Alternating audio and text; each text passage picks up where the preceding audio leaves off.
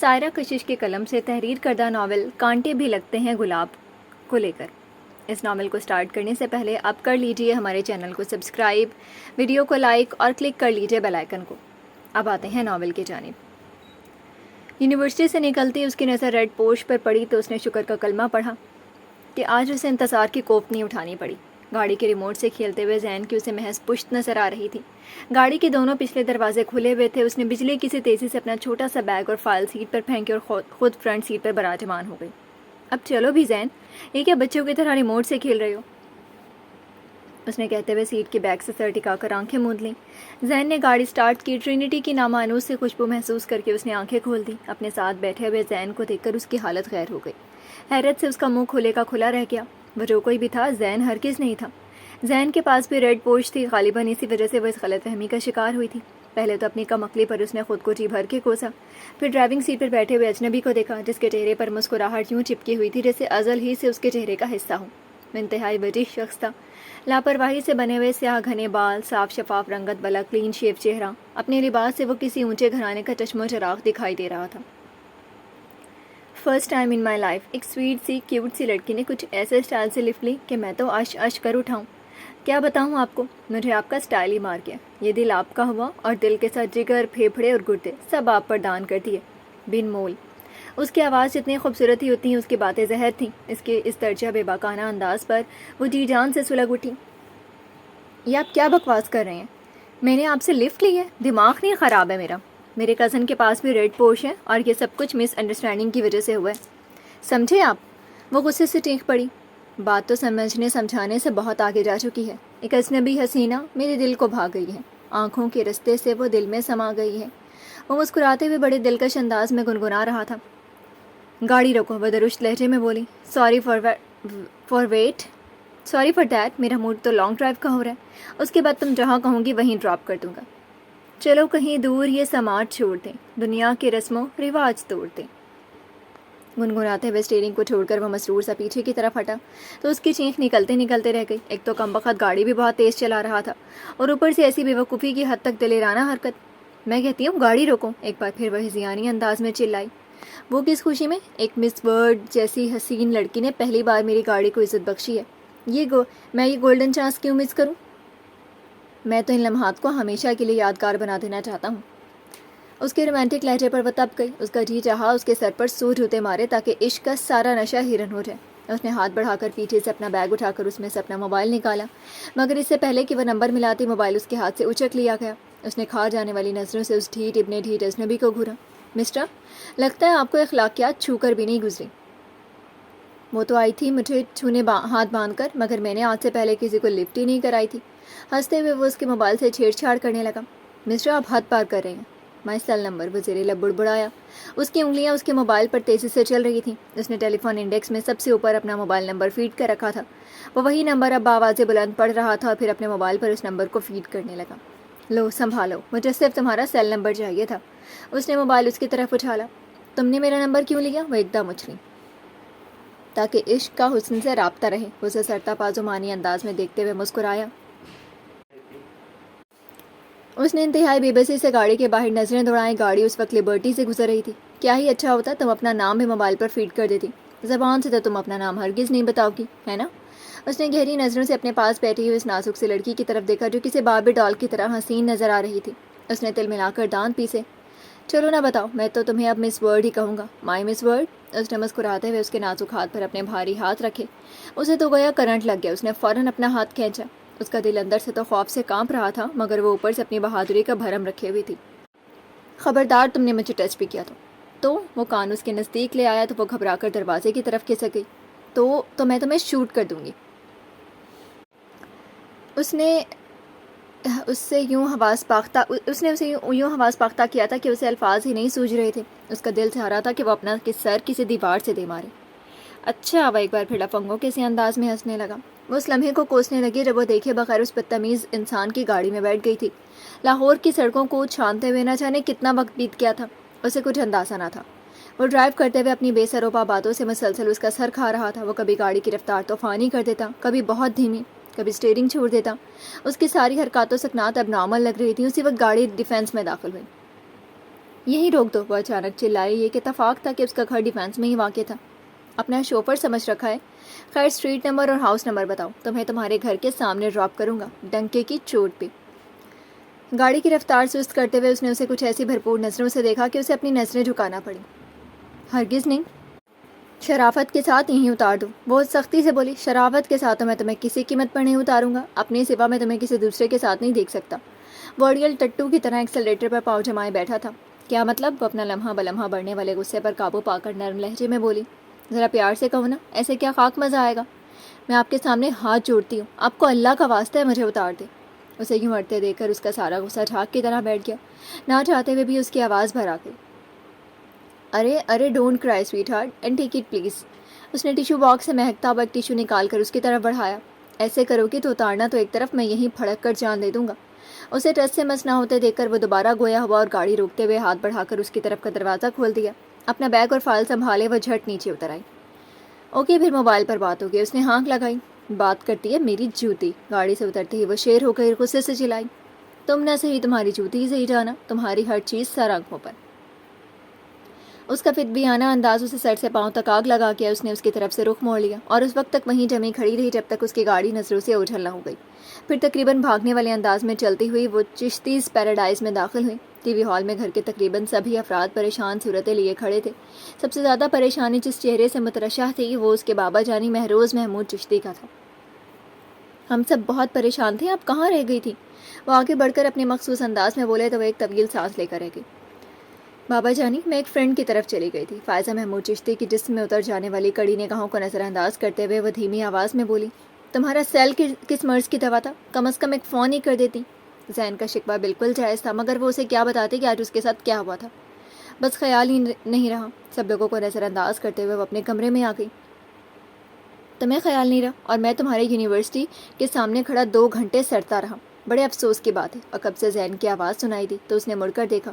وہ حسب معمول لیٹ پہنچا تھا اور اس کے آنے سے پہلے ہی وہ اس اجنبی کی گاڑی کا شکار ہو چکی تھی۔ تم خود نہ آیا کرو، ڈرائیور کو بھیج دیا کرو۔ تمہیں پتہ ہے تمہاری ان ناز برداریوں پر اس گھر میں موجود کتنے لوگوں کے پیٹ میں مروڑ اٹھتے ہیں؟ اس کا موڈ بہت خراب تھا۔ تو اٹھا کرے، after all you are my fiancee, تمہیں پک اینڈ ڈراپ کرنا میرا فرض ہے۔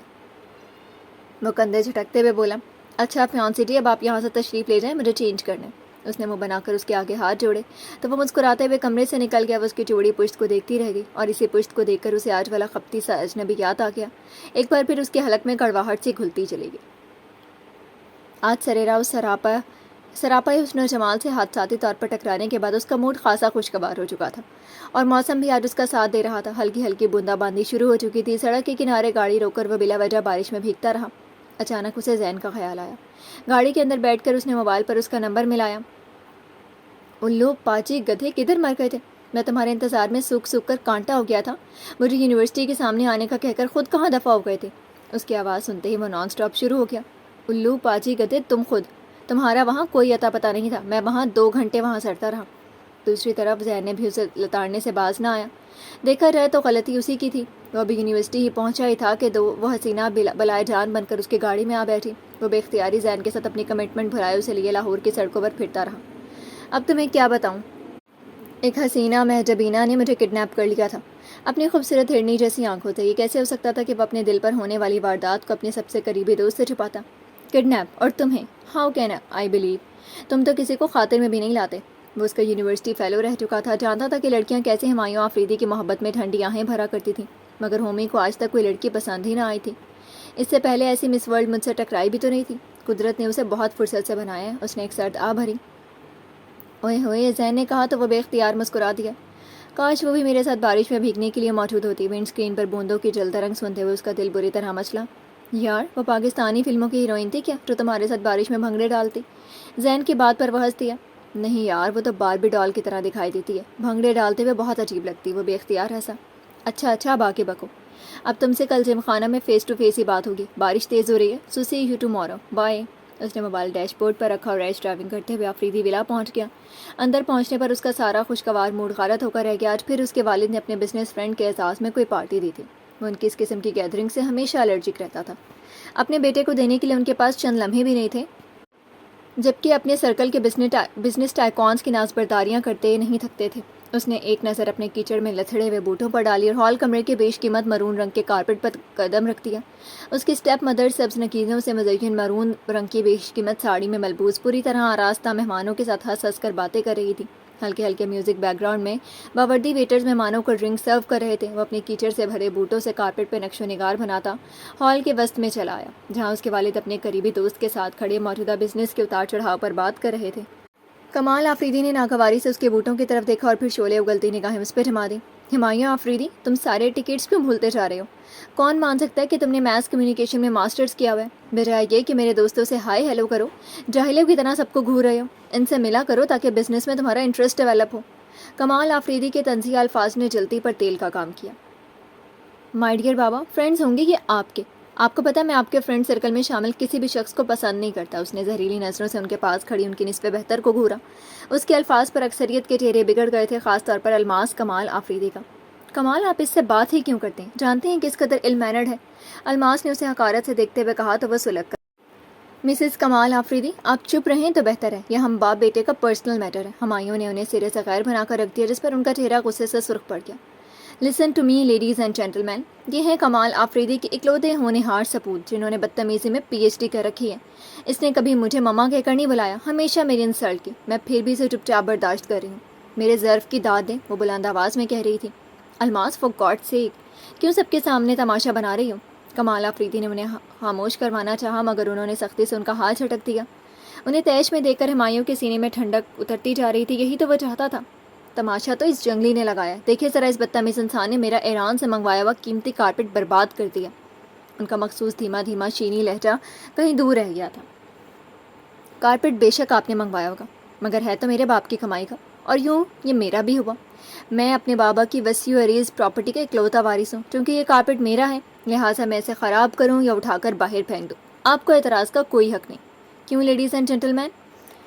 وہ پرسکون انداز میں کہتے ہوئے حاضرین کی طرف مڑا، جن میں بعض دلچسپی اور بعض بیزاری سے ان کی صورتیں تک رہے تھے۔ تمہیں آخر ہو کیا جاتا ہے ہومی؟ کیوں دن رات میرا سکون برباد کرنے پر تلے رہتے ہو؟ کمال آفریدی بے چارگی سے بولے تو وہ مسکرا کر رہ گیا۔ میں نے تو صرف آپ کا سکون برباد کیا اور آپ نے میری پوری زندگی برباد کی۔ بولیے، میں کون سی دفاع عائد کروں آپ پر؟ اس کے پاس ان کی ہر بات کا جواب تھا۔ دیکھیں کیسے زبان چلا رہے ہیں، اس کو لگام دے کر رکھا ہوتا تو آج یہ دن دیکھنا نصیب نہ ہوتا۔ آج کی پارٹی خراب کر کے اس نے ہمارا سر جھکا دیا۔ وہ دل ملا کر بولی۔ آپ سے تو لاکھ درجے بہتر ہوں، آپ نے تو انسانیت کا سر جھکا دیا۔ وہ ترکی بترکی بولا۔ اپنی زبان قابو میں رکھو۔ کمال آفریدی اس کے الفاظ کی سنگینی کو محسوس کر کے ٹوکے بغیر نہ رہ سکے۔ بابا، غلط تو نہیں کہا میں نے؟ انہوں نے ایک عورت کو جیتے جی مار دیا، ان کا سب کچھ چھین لیا، قاتل ہے یہ میری ماں کی؟ رہنے دے کمال، کرنے دیں اس کو میری بے عزتی۔ دن رات میں اس کے ہاتھوں ذلیل ہوتی ہوں۔ دنیا کا دستور تو یہ ہے کہ سوتیلی مائیں اپنے شوہر کی اولاد کا جینا دھوبر کرتی ہیں، مگر یہاں گنگا الٹی بہہ رہی ہے۔ انہوں نے چہرے پر مظلومیت طاری کرتے ہوئے مہمانوں کو دیکھا جو بت بنے ان کی گفتگو سن رہے تھے۔ سب کے چہرے پارٹی کے یوں بدمزہ ہونے پر پھیکے پڑ گئے تھے۔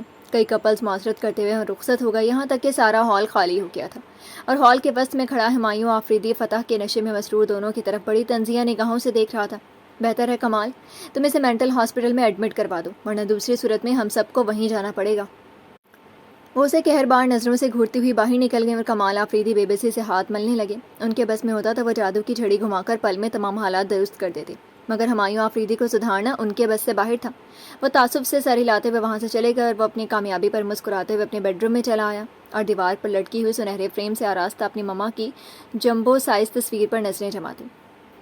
مما، جس عورت کی وجہ سے آج آپ منو مٹی تلے سو رہی ہیں، میں اس عورت کو کبھی معاف نہیں کروں گا۔ اس کی زندگی کا سکھ چین اسی طرح تباہ کرتا رہوں گا۔ وہ بیڈ پر نیم دراز ہو گیا۔ مما، جتنی محبت مجھے آپ سے ہے نا، اتنی ہی نفرت میں اس عورت سے کرتا ہوں۔ آپ بھی ہوتی نا تو اس سے یوں ہی نفرت کرتی، مگر مما آپ بھلا کیسے جیتی؟ بابا کی بے وفائی نے آپ کو بن موت مار دیا تھا۔ آپ تو اسی دن مر گئی تھیں جب بابا نے کھڑے کھڑے 3 لفظ کہہ کر آپ کو گھر سے نکال دیا تھا۔ آپ کی طبی موت کی خبر تو 3 ماہ بعد ملی تھی۔ کوئی نہیں جانتا تھا کہ آپ تو اسی رات مر گئی تھی۔ بولتے بولتے غم کی شدت سے اس کی آواز بھر آ گئی تھی۔ اس نے جب سے ہوش سنبھالا تو اپنے بابا اور مما کو آپس میں لڑتے جھگڑتے ہی دیکھا تھا۔ حالانکہ وہ جانتا تھا اس کی مما راحت آفریدی کتنی نرم خو اور محبت کرنے والی عورت تھی، مگر اس کے بابا کو نہ جانے کیوں اس کی مما سے خدا واسطے کا بیٹھ تھا، جو ہر وقت ان سے الجھنے کو تیار رہتے تھے۔ راحت آفریدی نہ صرف خوبصورت اور تعلیم یافتہ تھیں بلکہ کروڑوں کی جائیداد کی بھی مالک تھی۔ وہ اپنے جیون ساتھی کو ٹوٹ کر چاہتی تھی، مگر کمال آفریدی شاید وفا کرنا ہی نہیں جانتے تھے۔ اتنی خوبصورت اور وفا شعار شریک حیات کو پا کر بھی وہ اتنے مراسم بڑھانے سے باز نہیں آتے تھے اور راحت چپ چاپ اپنے ہٹ جائی شوہر کی کجردائیاں سہ رہی تھی۔ کمال آفریدی نے ان کی وفا اور محبت کی کبھی قدر نہ کی، حالانکہ وہ تو اپنے شوہر پر اندھا اعتماد کرتی تھی اور اپنی خوشی سے اپنی تمام دولت ان کے نام لکھتی تھی، مگر کمال آفریدی نے ان کا اعتماد کرچی کرچی کر کے رکھ دیا اور الماس خاتون کے زلف گراگیر کے اسیر ہو گئے۔ انہیں اس بات کا بھی خیال نہیں رہا کہ وہ ایک 10 سالہ بیٹے کے باپ بھی ہیں جو شعور کی منزل میں قدم رکھ چکا تھا۔ وہ جانتا تھا کہ قصوروار اس کے بابا ہیں۔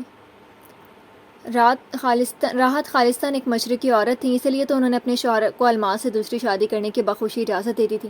پلیز کمال، آپ الماس سے دوسری شادی کر لیں، مگر مجھ سے اپنا نام نہ چھینیں۔ اگر آپ نے مجھے خود سے جدا کر دیا تو میں مر جاؤں گی۔ میں سچ کہتی ہوں کمال، میں مر جاؤں گی۔ وہ بلک رہی تھی۔ انہیں یوں روتا دے کر ہمایوں کا جی چاہا تھا کہ وہ ابھی جائے اور الماس بیگم کو قتل کر دے، جس نے اس کی ماں کی آنکھوں میں آنسو بھر دیے تھے۔ الماس نے شادی کی یہی شرط رکھی ہے کہ میں تمہیں چھوڑ دوں۔ اگر میں نے تمہیں طلاق نہ دی تو وہ کبھی مجھ سے شادی نہیں کرے گی۔ میں کیا کروں راحت، میں بہت مجبور ہوں۔ راحت سے نظریں چراتے ہوئے اس کے بابا اس سمے اسے اتنے شفاق لگے تھے، کتنے خود غرض۔ نہیں، آپ مجھے طلاق نہیں دیں گے، آپ کو اللہ اور رسول کا واسطہ ہے، مجھے طلاق مت دیں۔ وہ ان کے آگے ہاتھ جوڑے انہیں واسطے دیتی رہ گئی، مگر اس وقت کمال آفریدی کی آنکھوں پر الماس کے عشق کی ایسی پٹی بندھی تھی کہ انہیں کچھ بھی دکھائی نہیں دے رہا تھا۔ انہوں نے راحت کی ایک نہ سنی اور انہیں اسی رات طلاق دے دی۔ وہ لمحات کو کیسے بھول سکتا تھا؟ وہ دوڑ کر اپنی ماما سے لپٹ گیا تھا۔ میں بھی آپ کے ساتھ جاؤں گا ماما۔ ان کے سینے سے لگ کر وہ ایک ہی بات کی تکرار کیے جا رہے تھے، مگر کمال آفریدی نے بڑی بے رحمی سے اسے راحت سے علیحدہ کیا تھا اور اپنے توانا ہاتھوں میں اسے جکڑ لیا تھا۔ اس نے ان کی گرفت سے نکلنے کی بہت کوشش کی تھی، مگر وہ آزاد نہیں ہو سکا تھا، اور اس رات اس نے اپنی ماں کو ہمیشہ ہمیشہ کے لیے کھو دیا تھا۔ وہ کتنا رویا تھا، کتنا چلایا تھا، کوئی نہیں جانتا تھا۔ کوئی نہیں تھا جو آ کے اس کے آنسو پہنچتا۔ اس سے محبت کرنے والی واحد ہستی اس سے بچھڑ چکی تھی۔ جب اگلے دن اس نے الماس بیگم کو زرق برق لباس میں دلہن بنے ہوئے آفریدی ولا میں دیکھا تو نفرت سے اس کے جسم کا رواں رواں جیسے سلگ اٹھا تھا۔ اپنی آنکھوں میں سارے جہان کی نفرت سموئے وہ انہیں گھور رہا تھا۔ ہومی، یہ تمہاری نئی ماما ہے، الماس آفریدی۔ کمال آفریدی نے مسکراتے ہوئے اسے اس حسین مورت سے متعارف کروایا تو اس کے اندر کوئی دھاڑے مار مار کر رونے لگا۔ یہ میری ماما نہیں ہے، نہیں ہے یہ میری ماما۔ اور جب 3 ماہ بعد اسے اپنی ماما کی موت کی خبر ملی تو وہ کیسے بلک بلک کر رویا تھا۔ قبر کی مٹی چومتے ہوئے اسے احساس ہو رہا تھا کہ وہ آج اپنی زندگی کی سب سے قیمتی شے کھو چکا ہے، اور یہ قیمتی شے اس سے الماس آفریدی نے چھینی ہے۔ وہ ان سے جتنی نفرت کر سکتا تھا اس نے کی، وہ انہیں جتنی بد دعائیں دے سکتا تھا اس نے دی۔ لگتا تھا اس معصوم کی آہیں الماس آفریدی کو لگ چکی تھی کہ اپنی شادی کے 15 سال بعد بھی وہ آج تک کمال کو ایک وارث نہ دے سکی تھی۔ اولاد نہ ہونے کی وجہ سے الماس آفریدی ہمایوں کو مکھن سے بال کی طرح نہیں نکال سکتی تھی۔ اکلوتا ہونے کی وجہ سے وہ لاڈلا نہ سہی، مگر کمال آفریدی کی نظر میں تمام تر اہمیت کا مستحق ضرور بن گیا تھا۔ وہ شروع ہی سے اس کی بدتمیزیاں اور گستاخیاں برداشت کرتے چلے آ رہے تھے۔ جو وہ بڑا ہو رہا تھا اس کی جسارتیں بھی بڑھتی جا رہی تھیں۔ اپنے کالج کے دور میں اس نے کراٹے کلب جوائن کر لیا اور بلیک بیلٹ حاصل کر لی۔ اسی بلیک بیلٹ کے بلبوتے پر وہ آئے دن مار کٹائی کے واقعات میں پیش رہتا، کسی بھی مظلوم کی داد رسی کو پہنچ جاتا تھا، اور اس طریقے سے اپنے بابا کو ستانے کا نادر موقع بھی ہاتھ آ جاتا تھا۔ وہ تھانے پہنچ کر مزے سے محض ایک کال کرتا اور گھنٹے بعد انتہائی ڈٹائی سے مسکراتے ہوئے تھانے سے نکل رہا ہوتا۔ کمال آفریدی اس کی سرگرمیوں سے خائف رہتے، مگر بے بسی سے اپنا سر پیٹ کر رہ جاتے تھے، اور انہیں یوں بے بس دیکھ کر ہمایوں آفریدی کو حد درجہ سکون ملتا۔ یونیورسٹی کے دور میں زین العابدین محمود چشتی اس کا ایک دوست بنا۔ اپنی تمام تر ہٹ دھرمی اور اکھڑ پن کے باوجود بھی زین کو وہ اندر سے ایک بہت معصوم انسان لگا تھا۔ تب سے زین کو اس اندر کے ٹوٹے ہوئے انسان سے محبت ہو گئی تھی۔ ہمایوں کو وہ دن اچھی طرح یاد تھا جب نئی کلاسز شروع ہونے سے پہلے ان کے سینئرز نے انہیں ویلکم کہنے کے لیے ایک اسپیشل پارٹی ارینج کی تھی، اور اس پارٹی میں سب جونیئرز کی چیئر کی بیک پر ایک چٹ لگا دی گئی تھی جس پہ لکھا تھا اپنے بارے میں 5 لفظ لکھیں۔ جب زین نے اپنے پاس بیٹھے ہوئے ہمایوں آفریدی کی کرسی کی بیک پر لگی ہوئی چٹ کو پڑھا تو چونکے بغیر نہ رہ سکا۔ اسے اس سے اتنی صاف گوئی کی توقع نہ تھی، اور انہی الفاظ نے زین کو ہمایوں کی طرف راغب کیا۔ وہ الفاظ تھے ہر دھرم، انا پرست، دوسروں کو ستا کر خوش ہونے والا، شدت پسند، قابض۔ زین کے نزدیک یہ ساری خصوصیات تھیں، مگر ہمایوں آفریدی تو بڑی بے دردی سے اپنی خامیوں کا اعتراف کر رہا تھا۔ اس نے اس کی آنکھوں میں پھیلتی ہوئی نمی دیکھی تو اس کی طرف دوستی کا ہاتھ بڑھا دیا۔ تب سے لے کر آج تک ان کی دوستی کم ہونے کے بجائے ہر گزرتے دن کے ساتھ گہری ہوتی جا رہی تھی۔ ہمایوں آفریدی کو اپنا کتھارسس کرنے کے لیے ایک ہمدرد مل گیا تھا۔ آج دونوں دوست اپنی تعلیم مکمل کرنے کے بعد اپنے والد کے بزنس میں ان کا ہاتھ بٹا رہے تھے۔ زین کے برعکس ہمایوں کی بزنس میں دلچسپی نہ ہونے کے برابر تھی۔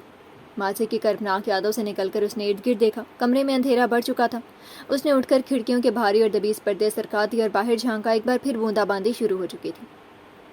ہمایوں آفریدی کی طرف سے موصول ہونے والا رومن میں مجید امجد کی شاعری سے سجا ہوا SMS دیکھ کر اس کی پیشانی پر پسینے کے ننے ننے قطرے نمودار ہو گئے۔ اپنے موبائل کو ایک طرف پھینکتے ہوئے وہ روحان سی ہو گئی۔ وہ تو سمجھی تھی اس دن کا واقعہ اس لاؤبالی انسان کا ایک دن کا ایڈونچر ہوگا اور بس، مگر آج ملنے والی SMS نے اسے بےحد تشویش میں مبتلا کر دیا تھا۔ ہمایوں آفریدی کا نام پڑھ کر اسے لگا جیسے اس نے یہ نام سن رکھا ہے۔ اس نے ذہن پر زور دیا مگر یاد کرنے میں ناکام رہی۔ اس نے سر جھٹکا اور اپنی تمام تر توجہ اپنے نوٹس کی طرف مبذول کر لی۔ اسی وقت اس کے موبائل پر حبیبی یا نورالعین کا جانا پہچانا میوزک بجنے لگا۔ اس نے انتہائی بیزاری سے موبائل کی طرف دیکھا اور ناچار اسے اٹھا لیا۔ کیسے کہیے مزاج بخیر ہے نا؟ اور ادھر کا تو حال ہی نہ پوچھیے، آپ کی ایک جھلک نے مجھے دیوانہ کر دیا۔ ایک بھاری سی خوبصورت مردانہ آواز اس کے کانوں میں پڑی تو وہ چونک گئی۔ یہ ہمایوں آفریدی کے سوا بھلا کون ہو سکتا تھا؟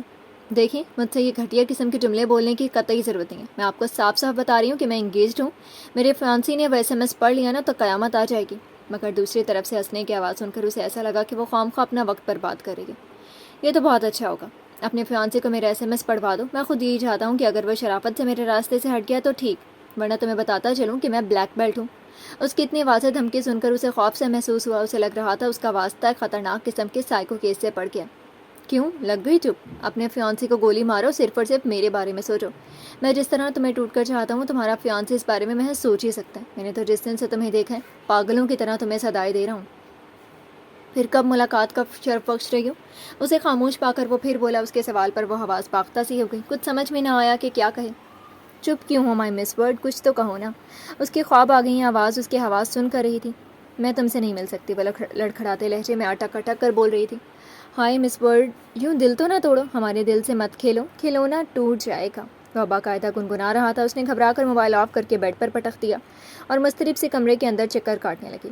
پھر پریشانی سے ٹہلتے ہوئے TV لاؤنج میں چلی آئی۔ تمہارے لیے ایک عدد بکے اور کارڈ آئے، تمہاری کلاس فیلو ہمنا کچھ دیر پہلے یہ دے کر گئی تھی۔ کہہ رہی تھی تمہاری دوست کا بھائی یہ کارڈ اور بکے اسے تمہارے لیے دے کر گیا۔ روحا محمود چشتی نے چپس کا پیکٹ کھولتے ہوئے لاپرواہی سے میز کی طرف اشارہ کیا جہاں پر دونوں چیزیں دھری تھیں۔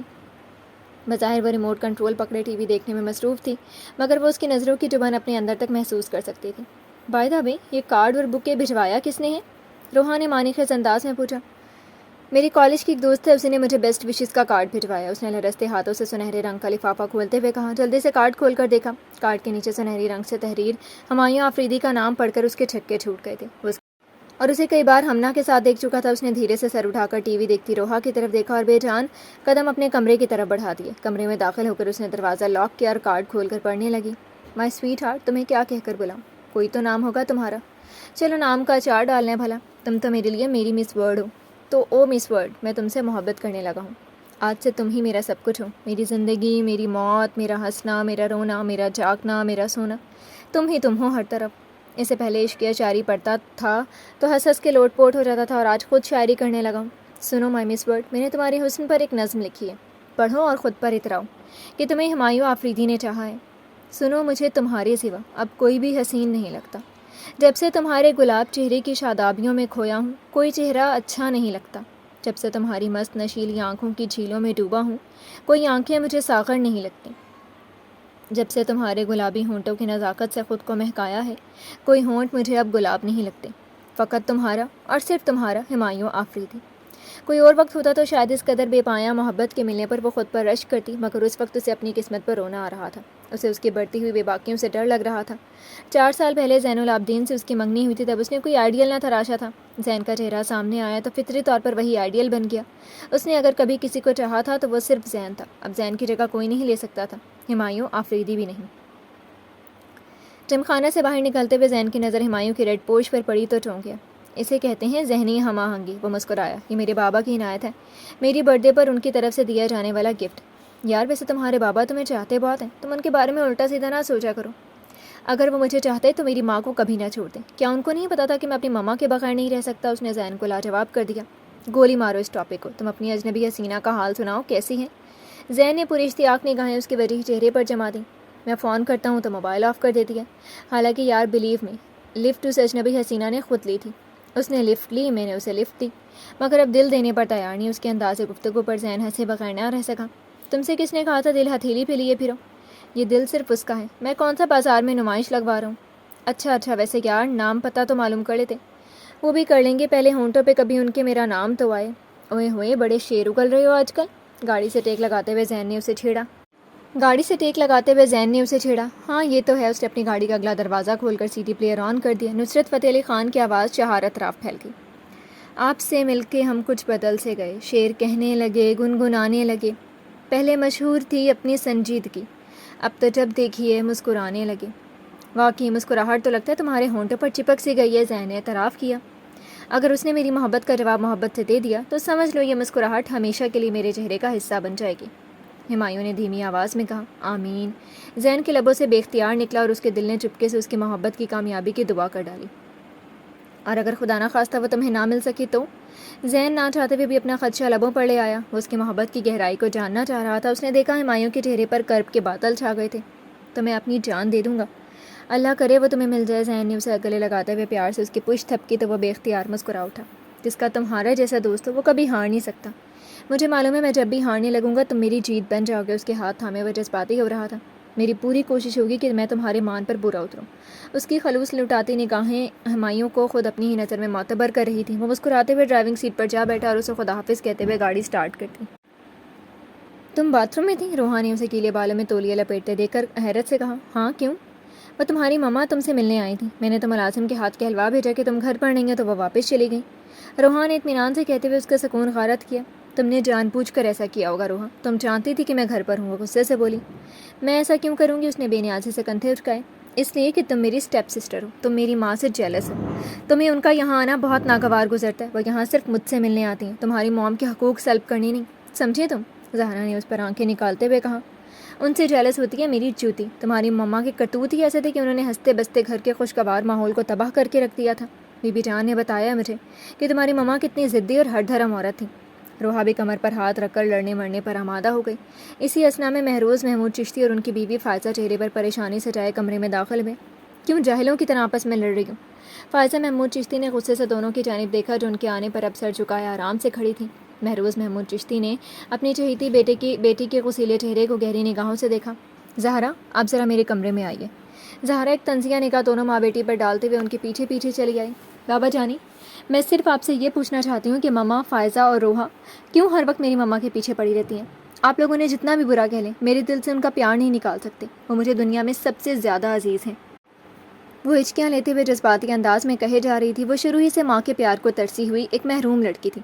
حالانکہ فائزہ نے اس سے کبھی سوتیلی ماؤں جیسا سلوک ہرگز روا نہ رکھا تھا۔ ہاں وہ اسے ماں کا پیار نہیں دے سکی تھی۔ اس کے ہر پیش قدمی پر اس نے فائزہ کا چہرہ ہمیشہ اسپاٹ ہی دیکھا۔ ہاں جب وہ اپنی ماں سے ملتی تو ان کا میٹھا محبت سے بھرپور لہجہ اس کی روح کے اندر ٹھنڈک اتار دیتا تھا۔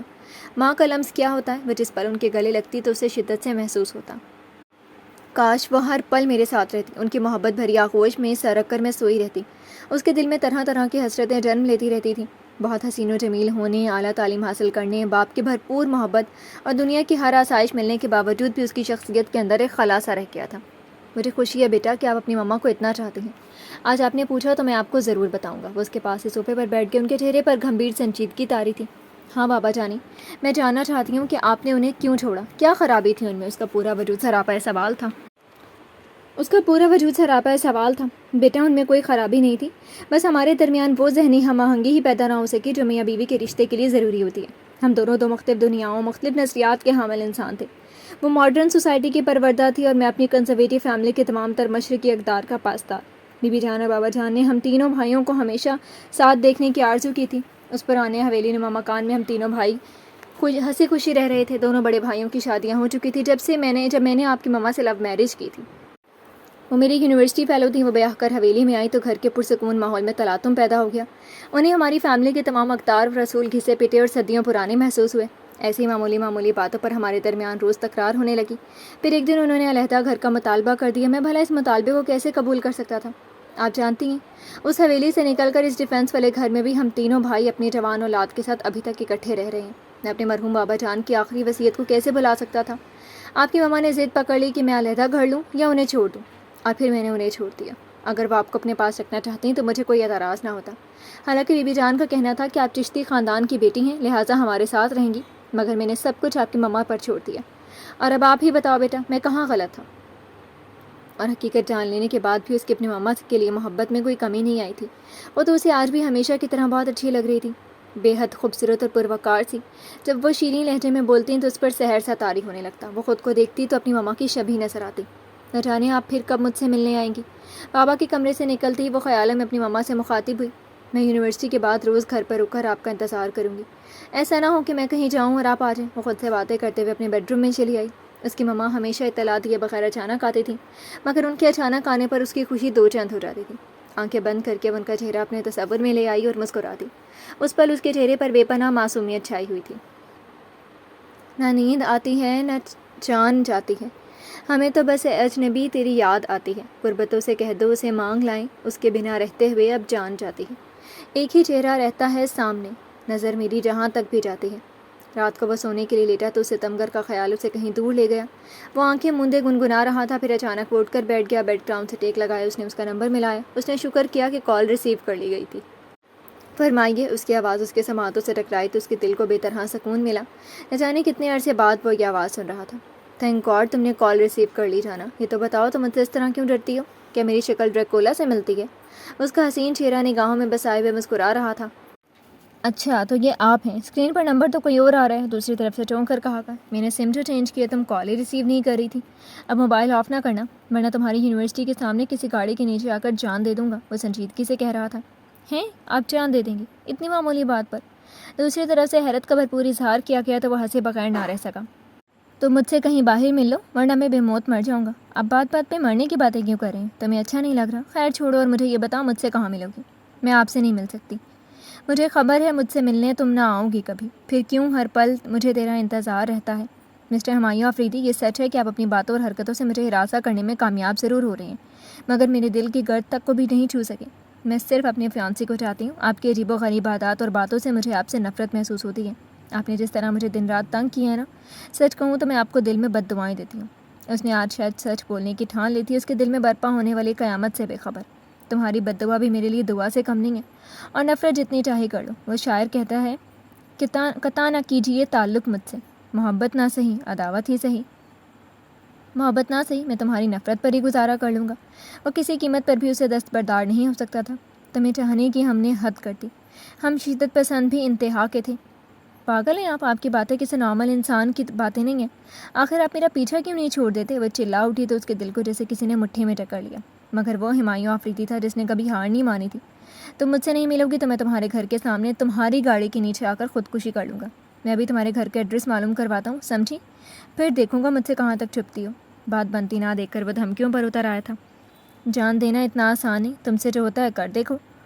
وہ دوسری طرف سے فون بند کر دیا گیا. اس نے غصے کے عالم میں موبائل دیوار پر دے مارا اور سائڈ ٹیبل سے سگریٹ نکال کر لائٹر سے جلانے لگا. سگریٹ کے لمبے لمبے کش لیتے ہوئے وہ سنجیدگی سے تمام معاملے پر غور کر رہا تھا. میں کل ہی یہ نمبر زین کو دے دوں گی، وہ خود ہی معلوم کر لے گا. اس فیصلے پر پہنچ کر وہ مطمئن سا ہو گیا اور بیڈ پر دراز ہو کر آنکھیں موند لیں. وہ پریشانی کے عالم میں لان میں ٹہل رہی تھی. اسے لگ رہا تھا کہ اسے زین کو ساری حقیقت بتانا پڑے گی. نہ جانے کیوں وہ خود میں زین کا سامنا کرنے کی ہمت نہیں کر پا رہی تھی. وہ کیسے اس سے بات کرے؟ سوچ سوچ کر اس کا دماغ پھٹا جا رہا تھا. کیا بات ہے زہرا آپی، آپ کچھ پریشان لگ رہی ہیں؟ زین کی چھوٹی بہن صبا پلیٹ میں کٹلس لیے اس کی جانب چلی آئی. یہ شام کی چائے کا وقت تھا. اس نے کھاتے ہوئے پلیٹ اس کی طرف بڑھائی. نو تھینکس، موڈ نہیں ہو رہا. دونوں ہاتھوں کو ایک دوسرے میں الجھائے وہ پریشان سی کھڑی تھی. لگتا ہے اب اپنی پریشانی مجھ سے شیئر نہیں کریں گے. اس کام کے لیے زین بھائی کو ہی بھیجنا پڑے گا. میں ابھی رنگ کر کے پتہ کرتی ہوں موصوف کہاں ہے، پھر آپ کو بتاتی ہوں.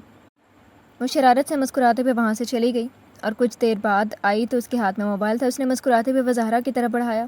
کیا بات ہے زہرا، تم کچھ پریشان ہو؟ صبا نے تو مجھے ڈرا ہی دیا. وہ موبائل پر اس نازک مسئلے کے بارے میں پوچھ رہا جس کے بارے میں بات کرتے ہوئے اس کی زبان کانپ رہی تھی.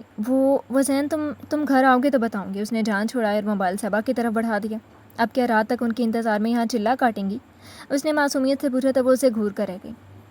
زین بے یقینی سے ہمایوں کا دیا ہوا نمبر دیکھ رہا تھا. یہ کسی اور کا نہیں، اس کی چچا زاد اور منگیتر زہرا محمود چشتی کا موبائل نمبر تھا. قسمت اسے اس سنگین موڑ پر لے آئے گی وہ سوچ بھی نہ سکتا تھا. کیا ہوا؟ اس کے چہرے پر اڑتی ہوائیاں دیکھ کر ہمایوں حیرت سے بولا. کچھ نہیں، میں اس نمبر سے واقف ہوں. یہ میری کزن کا موبائل نمبر ہے، زہرا محمود چشتی کا. وہ عجیب سے انداز میں مسکرایا. کچھ دیر تک دونوں کے درمیان خاموشی کا پردہ حائل رہا. پھر اس سکوت میں ہمایوں کی آواز نے شکاف ڈالا. تمہیں برا لگا اپنی کزن میں میرا انوالو ہونا؟ تمہیں کون سا پتا تھا کہ زہرا میری کزن ہے؟ اور ویسے بھی محبت پر انسان کا کوئی بس نہیں ہوتا، یہ سوچ کر کب کی جاتی ہے. وہ صاف گوئی سے بولا تو ہمایوں نے سکون کا سانس لیا. پھر تم ہی بتاؤ مجھے اب کیا کرنا چاہیے؟ ہمایوں نے بے چینی سے پوچھا. یوں سمجھو تمہارا کام ہو گیا. میں جس وقت کہوں تم اپنا پروپوزل بھجوا دینا۔ زین کو فیصلے پر پہنچنے میں زیادہ وقت نہیں لگا تھا۔ یہ حقیقت تھی کہ وہ زہرا کو پسند کرتا تھا، مگر وہ اسے ہمایوں کی طرح دیوانگی کی حد تک نہیں چاہتا تھا۔ اگر وہ اسے نہ بھی ملتی تو وہ اس کے بغیر آسانی سے زندگی گزار لیتا، مگر وہ ہمایوں کی انتہا پسند طبیعت سے بخوبی واقف تھا۔ اس نے پسند اور دوستی کو ترازو کے دونوں پلڑوں میں تولا تو دوستی کا پلڑا جھک گیا۔ وہ ہمایوں سے جتنی محبت کرتا تھا، اس کا فیصلہ اس کے حق میں ہونا تھا۔ اسے ہمایوں کے الفاظ یاد آئے، میں ہارنے لگوں گا تو تم میری جیت بن جاؤ گے۔ میں تمہیں بھول کر تمہارے اس خپتی سے دوست ہمایوں آفریدی سے شادی کر لوں؟ تم ہوش میں تو ہو؟ زہرا نے بے یقینی سے اپنے سامنے کھڑے اس شخص کی طرف دیکھا جس کے لیے آج تک اس نے نہ جانے کتنے سپنے بنے تھے، جس کے بغیر اسے ایک قدم اٹھانا بھی دشوار لگتا تھا۔ اب وہ خود کہہ رہا تھا، مجھے بھول جاؤ۔ اس کی محبت کے رنگ اتنے کچے ہوں گے وہ سوچ بھی نہ سکتی تھی۔ ہاں، کیونکہ یہی تمہارے حق میں اچھا ہے۔ میں تو محض تمہیں پسند کرتا ہوں، جبکہ وہ تمہیں شدت سے چاہتا ہے، جس کا تم تصور بھی نہیں کر سکتے۔ زہرا نے تڑپ کر اس کی جانب دیکھا۔ یہ تم کہہ رہے ہو زین؟ مجھے یقین نہیں آتا۔ نہیں چاہیے مجھے تمہارے اس پاگل دوست کی محبت۔ اپنے امڑ آنے والے آنسوؤں کو اندر اتارتے ہوئے وہ مضبوط لہجے میں کہہ رہی تھی، اس کے بارے میں ایسا نہ سوچو، بہت پیارا انسان ہے وہ۔ تم دنیا کی خوش قسمت ترین لڑکی ہو جسے ہمایوں آفریدی نے چاہا ہے۔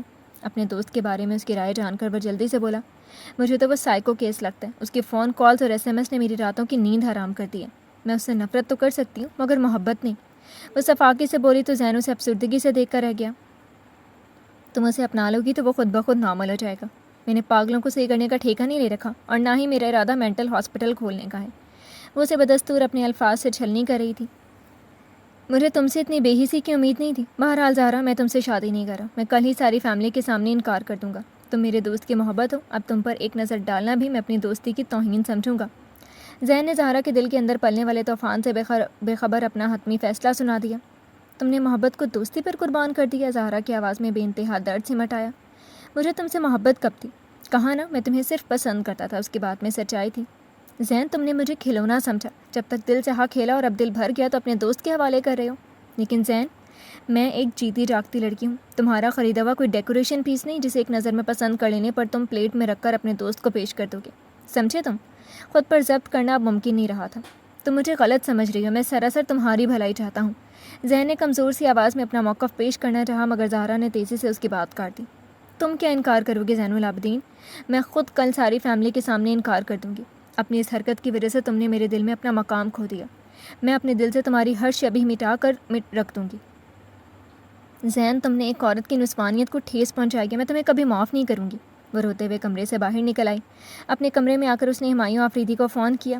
ہیلو، دوسری طرف سے انتہائی شوخ لہجے میں کہا گیا تو نفرت سے اس نے ہونٹ بھینچ لیے۔ مسٹر ہمایوں آفریدی، آپ کو پتہ ہے جسے آپ اتنی شدت سے چاہتے ہیں وہ کون ہے؟ وہ زہرا محمود چشتی ہے، آپ کی عزیز جان دوست زین العابدین کی فرسٹ کزن اور فیانسی۔ یہ سن کر آپ کا دل یقیناً چاہ رہا ہوگا کہ زمین پھٹے اور آپ اس میں سما جائیں۔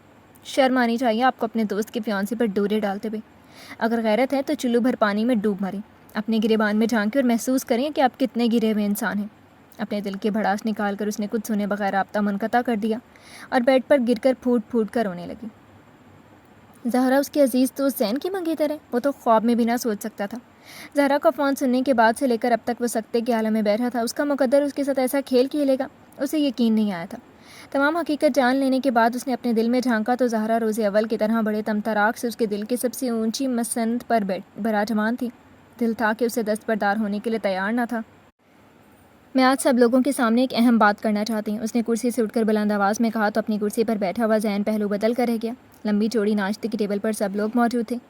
ہاں بولو، کیا کہنا چاہ رہی ہو؟ بی بی جان نے شفقت سے مسکراتے ہوئے کہا۔ بی بی جان، جو بات میں کرنے جا رہی ہوں وہ سراسر ہمارے خاندان کی روایات کے خلاف ہے، مگر کیا کروں، مجھے اس روایت شکنی پر زین نے مجبور کی ہے۔ وہ سانس لینے کو رکی تو اس کی بات پر اکثریت کے چہرے پر تشویش کے سائے لہرا گئے۔ محمود چشتی نے انتہائی بے چینی سے زہرا کی طرف دیکھا جو نہ جانے کیا کہنے جا رہی تھی۔ زین چاہتا ہے کہ میں اپنے اور اس کے درمیان بندھے تعلق کو توڑ کر اس کے پاگل دوست کو اس لیے اپنا لوں کہ اگر اسے میں نہ ملی تو وہ مر جائے گا۔ زین نے مجھ سے کہا ہے کہ وہ خود اس رشتے کو ختم کر دے گا، مگر اس سے پہلے کہ وہ اس رشتے کو ختم کرے میں خود ہی اس بندھن کو توڑ رہی ہوں۔ اس نے اسپاٹ لہجے میں کہتے ہوئے انگوٹھی اتار کر بی بی جان کے سامنے رکھی اور ناشتہ کیے بغیر ہال سے نکلتی چلی گئی۔ بی بی جان نے حیرت سے ایک نظر انگوٹھی کو اور پھر زین کی طرف دیکھا جو کسی گہری سوچ میں گم تھا۔ زین، کیا زہرا سچ کہہ رہی ہے؟ انہوں نے اپنی مخصوص باروب لہجے میں زین سے سوال کیا۔ وقتی طور پر وہ گڑبڑا سا گیا، مگر فوراً ہی خود کو سنبھال لیا۔ بی بی جان، میں نے تو اس کا بھلا ہی سوچا تھا۔ ہمایوں آفریدی ہر لحاظ سے اس کے لیے موزوں ترین لائف پارٹنر ثابت ہوگا۔ میں نے محض ایک تجویز رکھی تھی مگر وہ آج خود ہی سب کے سامنے ہر تعلق توڑ گئی۔ اب آپ ہی بتائیں میں کیا کروں؟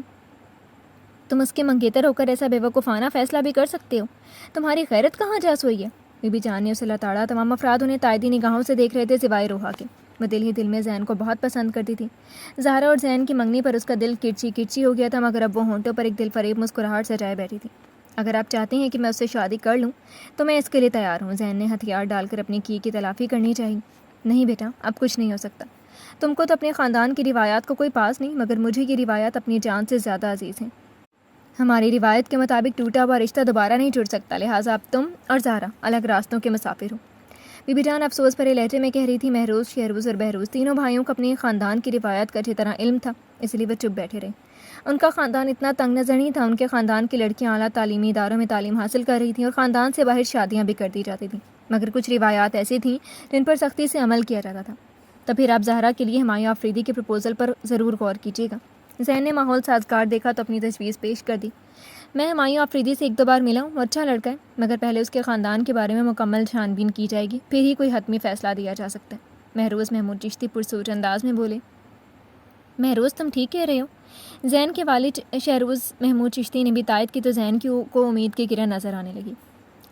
رہنے لگا ہے میری آنکھ میں جب سے وہ خواب کی طرح، گزر رہی ہے ہر رات میری عذاب کی طرح، اس طرح سے کسی روز وہ میرے سامنے آئے، میں حرف بہ حرف پڑھ لوں اسے کتاب کی طرح، میں کیسے اسے سوچوں سے اپنی الگ کر دوں، میری ذات کو گھیرے ہوئے ہے وہ گرداب کی طرح، پرت در پرت اس کے لمس کی خوشبو میں نہا لوں، برس جائے وہ میرے جیون پر سحاب کی طرح، میں محبت کے اس مقام پہ ہوں جہاں کانٹے بھی لگتے ہیں مجھے گلاب کی طرح۔ اس دشمن جہاں کو اپنی سوچوں کا محور بنائے سگریٹ کے دھوئیں سے مرغولے بناتا ہوا ہمایوں آفریدی کتنا ٹوٹا پھوٹا سا لگ رہا تھا جس دن سے زہرا نے حقیقت سے پردہ اٹھایا تھا۔ وہ جب بھی زہرا کے بارے میں سوچتا، زین العابدین کا شکواں کرنا چہرہ اس کو شرمسار کرنے موجود ہوتا۔ وہ تڑپ کر رہ جاتا۔ اس کی کنوتیت کے اس لمبے دورے پر کمال آفریدی بہت ڈسٹرب تھے۔ زین آیا تو انہوں نے اسے ہمایوں کے کمرے میں بھیج دیا۔ کئی دفعہ کی دستک پر ہمایوں نے اٹھ کر دروازہ کھولا۔ اس کے چہرے پر وحشت تھی، بکھرے بال، آنکھوں کی گرد سیاہ حلقے اس کی بے خواب راتوں کی داستان سنا رہے تھے۔ یہ تم نے اپنی کیا حالت بنا لی ہے؟ انکل نے مجھے بتایا کہ تم ایک ہفتے سے یوں ہی کمرے میں بند بیٹھے ہو۔ ریئلی مجھے بہت دکھ ہوا۔ ممی تم اپنا پرابلم مجھ سے شیئر کر سکتے ہو۔ بیڈ پر بیٹھ کر اس کے ہاتھ تھامتے ہوئے زین نے خلوص دل سے کہا، یار میں بہت گلٹی فیل کر رہا ہوں۔ تمہاری کزن زہرا کا فون آیا تھا، اس نے انکشاف کیا کہ وہ تمہاری فیانسی ہے۔ تم نے آخر یہ بات مجھ سے کیوں چھپائی؟ دل کے درد کو چھپائے وہ بظاہر نارمل لہجے میں پوچھ رہا تھا۔ فیانسی تھی، اب نہیں ہے۔ زین نے سر جھکا دیا۔ What do you mean? وہ چونک اٹھا۔ اس نے ساری فیملی کے سامنے منگنی کی انگوٹھی اتار کر میرے منہ پر مار دی اور یوں 4 برسوں کا یہ بندھن ایک لمحے میں ختم ہو گیا۔ اس نے ایسا کیوں کیا؟ I don't know. اس نے کندھے اٹکائے۔ وہ حقیقت بتا کر ہمایوں کو مزید دکھ نہیں دینا چاہتا تھا۔ تمہیں دکھ ہوا ہوگا؟ کوئی خاص نہیں، ہماری انگیجمنٹ محض ہمارے بزرگوں کا فیصلہ تھا۔ زین نے اپنے بیان میں جھوٹ کی آمیزش کی۔ اوہ آئی سی۔ ایک دم منو بوجھ اس کے دل سے اتر گیا۔ میں جب بھی تمہیں کہوں تم اپنا پروپوزل بھجوا دینا، اور دیکھو کوئی ٹینشن نہ لینا، سمجھے؟ اس نے پیار سے اس کے کندھوں پر تھپکی دی۔ Okay sir. کئی دنوں بعد وہ کھل کر مسکرایا۔ بی بی جان میں نے سنا آپ سب لوگ سنجیدگی سے ہمایوں آفریدی کے پروپوزل کے بارے میں غور کر رہے ہیں۔ اڑتی خبر زہرا تک پہنچی تو وہ تصدیق کرنے بی بی جان کے کمرے میں چلی آئیں۔ بی بی جان سفید دوپٹے کے حالے میں پرنور چہرہ لیے تسبیح سائڈ ٹیبل پر رکھ رہی تھی، شاید وہ ابھی عبادت سے فارغ ہوئی تھی۔ انہوں نے مسکراتے ہوئے زہرا کو بیٹھنے کا اشارہ کیا۔ تم نے ٹھیک سنا ہے زہرا، تمہیں کوئی اعتراض ہے تو ابھی بتا دو، یہ نہ ہو تم بعد میں منگنی توڑ کر ہمیں سب کے سامنے شرمندہ کرواؤ۔ بی بی جان کے صاف کوئی پر اس کے چہرے پر شرمندگی کے آثار نظر آنے لگے۔ وہ چند لمحے خاموش رہ کر ان کا چہرہ دیکھتی رہی۔ بی بی جان آئی ایم سوری، میں نے آپ کو ہرٹ کیا، لیکن انصاف سے کام لے کر بتائیں، اگر آپ کا فیانسی آپ کے ساتھ ایسا کرتا تب آپ کیا کرتی؟ بی بی جان میرے پاس کوئی دوسرا راستہ ہی نہیں بچا تھا، آئی ایم سوری۔ ان کی گود میں سر رکھ کر بری طرح سسک پڑی تو بی بی جان پیار سے اس کے بال سہلانے لگی۔ جو ہو گیا سو ہو گیا، تمہاری خوشی ہمیں جان سے بڑھ کر پیاری ہے۔ تم ہمارے سب سے پیارے بیٹے کی سب سے لاڈلی اور چہیتی بیٹی ہو، ہم تمہیں یہ دکھی نہیں دیکھ سکتے، اس لیے اپنے آنسو پونچھ ڈالو۔ ان کی آواز کی شفقت اور محبت نے زہرا کو ایک دم ہلکا پھلکا کر دیا۔ بی بی جان میں ہمایوں آفریدی سے شادی نہیں کر سکتی، آپ کو نہیں پتا وہ کتنا بڑا سائیکو کیس ہے، آئے دن دنگا فساد کر کے تھانے پہنچا رہتا ہے، خود کو ہالی ووڈ کی ایکشن فلموں کا ہیرو سمجھتا ہے۔ بی بی جان کے چہرے پر ناپسندیدگی کے تاثرات پھیل گئے۔ اچھا مہروز تو کہہ رہا تھا وہ اچھا لڑکا ہے۔ وہ کچھ دیر خاموش نہیں، پھر گویا ہوئی۔ اگر تمہاری باتوں کو سچ مان لیا جائے تو اس کے ساتھ تمہاری شادی تمہیں کنویں میں دھکا دینے کے مترادف ہے، مگر تم فکر نہ کرو، جیسا تم کہو گی ہم ویسا ہی کریں گے۔ ان کی بات مکمل ہونے پر زہرا نے خدا کا لاکھ شکر ادا کیا۔ وہ اپنے محاذ پر 100% کامیاب رہی تھی۔ آپ ان کے پیرنٹس کو یہاں آنے سے منع کر دیں۔ ٹھیک ہے، ہم ابھی زین سے کہہ دیتے ہیں۔ وہ فون کر کے انہیں یہاں آنے سے منع کر دے۔ بی بی جان نے اپنا فیصلہ سنا دیا اور اس کے دل کے اندر ڈھیروں سکون اتر آیا تھا۔ کمال، میں زویا کو بہت مس کرنے لگی ہوں۔ میرا دل چاہتا ہے اب وہ ہر وقت میری نگاہوں کے سامنے رہے۔ اگر اللہ مجھے اولاد دے دیتا تو میں ایسا ہرگز نہ سوچتی۔ سیاہ نائٹی میں ملبوس الماس آفریدی بال باندھتے ہوئے کمال آفریدی کے پاس بیٹھی۔ ان کا چہرہ موئسچرائزنگ کریم کے استعمال سے دمک رہا تھا۔ تو پھر ہم اس سلسلے میں کیا کر سکتے ہیں؟ وہ مسکرائے۔ کیا یہ نہیں ہو سکتا کمال، ہم زویا کو ہمیشہ کے لیے اس گھر میں لے آئیں، ہمایوں کی دلہن بنا کر، اگر آپ اجازت دیں تو؟ انہوں نے لہجے میں دنیا بھر کی معصومیت سموتے ہوئے کمال آفریدی کو دیکھا جو ان کی بات سن کر چونک اٹھے تھے۔ کچھ دن پہلے ہی الماس آفریدی کے دماغ میں یہ خیال سر اٹھانے لگا تھا کہ اگر وہ یوں ہی بے اولاد رہیں تو ہمایوں اکلوتا وارث ہونے کے باعث ساری جائیداد ہضم کرے گا اور ان کے لیے تنکا نہیں بچے گا۔ تب انہیں اپنی بیٹی زویا کا خیال آیا جو ان کے پہلے شوہر سے واحد اولاد تھی۔ جس طرح ہمایوں کمال صاحب کی پہلی بیوی سے تھا کہ ان دونوں کی شادی ممکن تھی، ان کی شادی سے سب سے زیادہ فائدہ ان کے ذات کو ہی پہنچتا۔ اپنی بیٹی کے بل پر وہ ہمایوں کو اپنی مٹھی میں لے سکتی تھی۔ زویا بہت پیاری لڑکی ہے، ہمایوں کے لیے بھلا اس سے بہتر چوائس کیا ہو سکتی ہے؟ کمال آفریدی نے فوراً اپنی رضامندی کا اظہار کر دیا تو خوشی سے ان کی آنکھیں چمکنے لگیں۔ تو بس ٹھیک ہے، وہ پولیٹیکل سائنس میں ماسٹرز کر رہی ہے، نیکسٹ ویک اس کے فائنل پیپرز ہیں، میں پیپرز کے بعد اسے گھر لے آؤں گی، مجھے امید ہے اس کا باپ انکار نہیں کرے گا۔ وہ مسکراتے ہوئے آنے والے خوشگوار دنوں کا خواب جاگتی آنکھوں سے دیکھ رہی تھی۔ ہمایوں آفریدی، زویا نے اپنے بے پناہ حسن سے تمہیں ٹریپ نہ کر لیا تو میرا نام بدل دینا۔ وہ خیالوں ہی خیالوں میں ہمایوں سے مخاطب تھی۔ تکیے پر سر رکھتے ہوئے ان کے چہرے پر ایک شاطرانہ مسکراہٹ ناچ رہی تھی۔ زویا اچھی لڑکی ہے اور میرے خیال میں وہ تمہارے لیے بہت اچھی بیوی ثابت ہوگی۔ کمال آفریدی آج اپنی زندگی کے سب سے مشکل محاذ پر لڑ رہے تھے۔ وہ جانتے تھے ہمایوں کو راضی کرنا جوئے شیر لانے کے مترادف ہے، لیکن ایک کوشش کر لینے میں کیا حرج تھا؟ آپ اچھی طرح جانتے ہیں مجھے الماس بیگم سے نفرت ہے، اور پھر بھی آپ کو میری شادی کے لیے ساری دنیا میں ان کی بیٹی ہی نظر آئی۔ وہ اس کی بیٹی ضرور ہے مگر بہت سادہ اور معصوم لڑکی ہے۔ وہ کتنی بھی اچھی لڑکی صحیح، مگر آپ جانتے ہیں میں زین کی کزن سے محبت کرتا ہوں اور اسے سے شادی کرنا چاہتا ہوں۔ فار یور کائنڈ انفارمیشن، زین نے کچھ دیر قبل فون کر کے بی بی جان کی طرف سے اس پرپوزل پر معذرت کر لی ہے۔ ان کی بات پر ہمایوں آفریدی کو زبردست جھٹکا لگا تھا۔ اس کی آنکھوں میں ایک دم قہر سا توڑ گیا۔ اٹ از امپاسبل، وہ کہہ رہا، یہ پاسبل ہو چکا ہے مائی سن۔ اس لڑکی کو بھول جاؤ، دنیا میں حسین لڑکیوں کی کمی نہیں ہے۔ مجھے یقین ہے تم ایک بار زویا کو دیکھ لو گے تو انکار نہیں کر سکو گے۔ کمال آفریدی نے اسے منانے کے لیے ایک اور حربہ آزمایا۔ میں اس کے سوا کسی سے شادی نہیں کر سکتا، میں ہر قیمت پر اسے اپنا کر ہی دم لوں گا، خواہ مجھے اسے کڈنیپ ہی کیوں نہ کرنا پڑے۔ کمال آفریدی اپنا سر تھام کر رہ گئے۔ تم کب تک مجھے یوں ذلیل کرتے رہو گے؟ میں تمہیں وارن کر رہا ہوں ایسی کسی حرکت سے باز رہنا، ورنہ اس بار میں تمہاری مدد نہیں کر سکوں گا۔ کمال آفریدی دو ٹوک لہجے میں بولے۔ اوکے، ایز یو وش، وہ بے نیازی سے مسکرایا۔ اگر زویا تمہیں پسند نہ آئے تو انکار کر دینا، ایک بار اس سے مل لو گے تو قیامت نہیں ٹوٹ پڑے گی۔ انہوں نے آخری کوشش کی۔ قیامت؟ ہاں، قیامت تو میرے دل پر ٹوٹی تھی جب آپ نے الماس بیگم کے لیے میری بے قصور ماں کو چھوڑ دیا تھا۔ اس کے ذہن میں ایک بار پھر ماضی اپنے تمام تر صفاقیوں کے ساتھ تازہ ہو گیا تو اس کی آنکھیں جلنے لگیں۔ کاش یہی قیامت کبھی الماس بیگم کے دل پہ بھی ٹوٹے تو انہیں احساس ہو ان سے کیا گناہ سرزد ہو گیا۔ سوچوں کی وادی میں اچانک ایک خیال بجلی کی طرح اس کے ذہن میں گوندا۔ وہ مضطرب نگاہوں سے کمال آفریدی کو دیکھنے لگا۔ کچھ دیر وہ یہیں پرسوچ نگاہوں سے انہیں دیکھتا رہا۔ بابا، میں زویا سے شادی کرنے کو تیار ہوں۔ اس کے ساکت لب ہلے تو کمال آفریدی پہ گویا شادی مرگ جیسی کیفیت طاری ہو گئی۔ زندگی میں شاید یہ پہلا موقع تھا جب ہمایوں نے ان کے کسی مشورے کو تسلیم کیا ہو۔ وہ انہیں یوں ہی حیران پریشان چھوڑ کر باہر لان میں نکل آیا۔ اب وہ سرسبز گھاس پر بے چینی سے ٹہل رہا تھا۔ الماس بیگم کے دل پر قیامت برپا کرنے کے لیے وہ ان کی بیٹی سے شادی کرنے کے لیے تیار ہو گیا تھا۔ زہرا محمود چشتی اس کی پہلی اور آخری محبت تھی، اسے تو ایک دن اپنا ہی لیتا، مگر اس سے پہلے اسے انتقام کا محاذ سر کرنا تھا۔ اس نے سوچا وہ پہلی شادی الماس کی بیٹی زویا سے کرے گا اور اس کو اس وقت طلاق دے دے گا جب زہرا کو اپنی زندگی میں شامل کرے گا۔ الماس بیگم، جب تمہاری بیٹی کے چہرے پر وہی دکھ اور آنکھوں میں ویسے ہی آنسو رقص کریں گے جو تم نے میری ماما کے نصیب بنا دیا تھا، تب میرے انتقام کے جذبے کو تسکین ملے گی۔ جب میں تمہیں اپنی بیٹی کے دکھ میں روتے اور ٹوٹ کر بکھرتے ہوئے دیکھوں گا تو میرے برسوں کے بے قرار دل کو قرار آ جائے گا۔ یوں تو میں پچھلے 15 سالوں سے تمہاری زندگی اجیرن کرتا آیا ہوں، مگر یہ شادی میرے انتقام کے ترکش کا آخری تیر ہوگا۔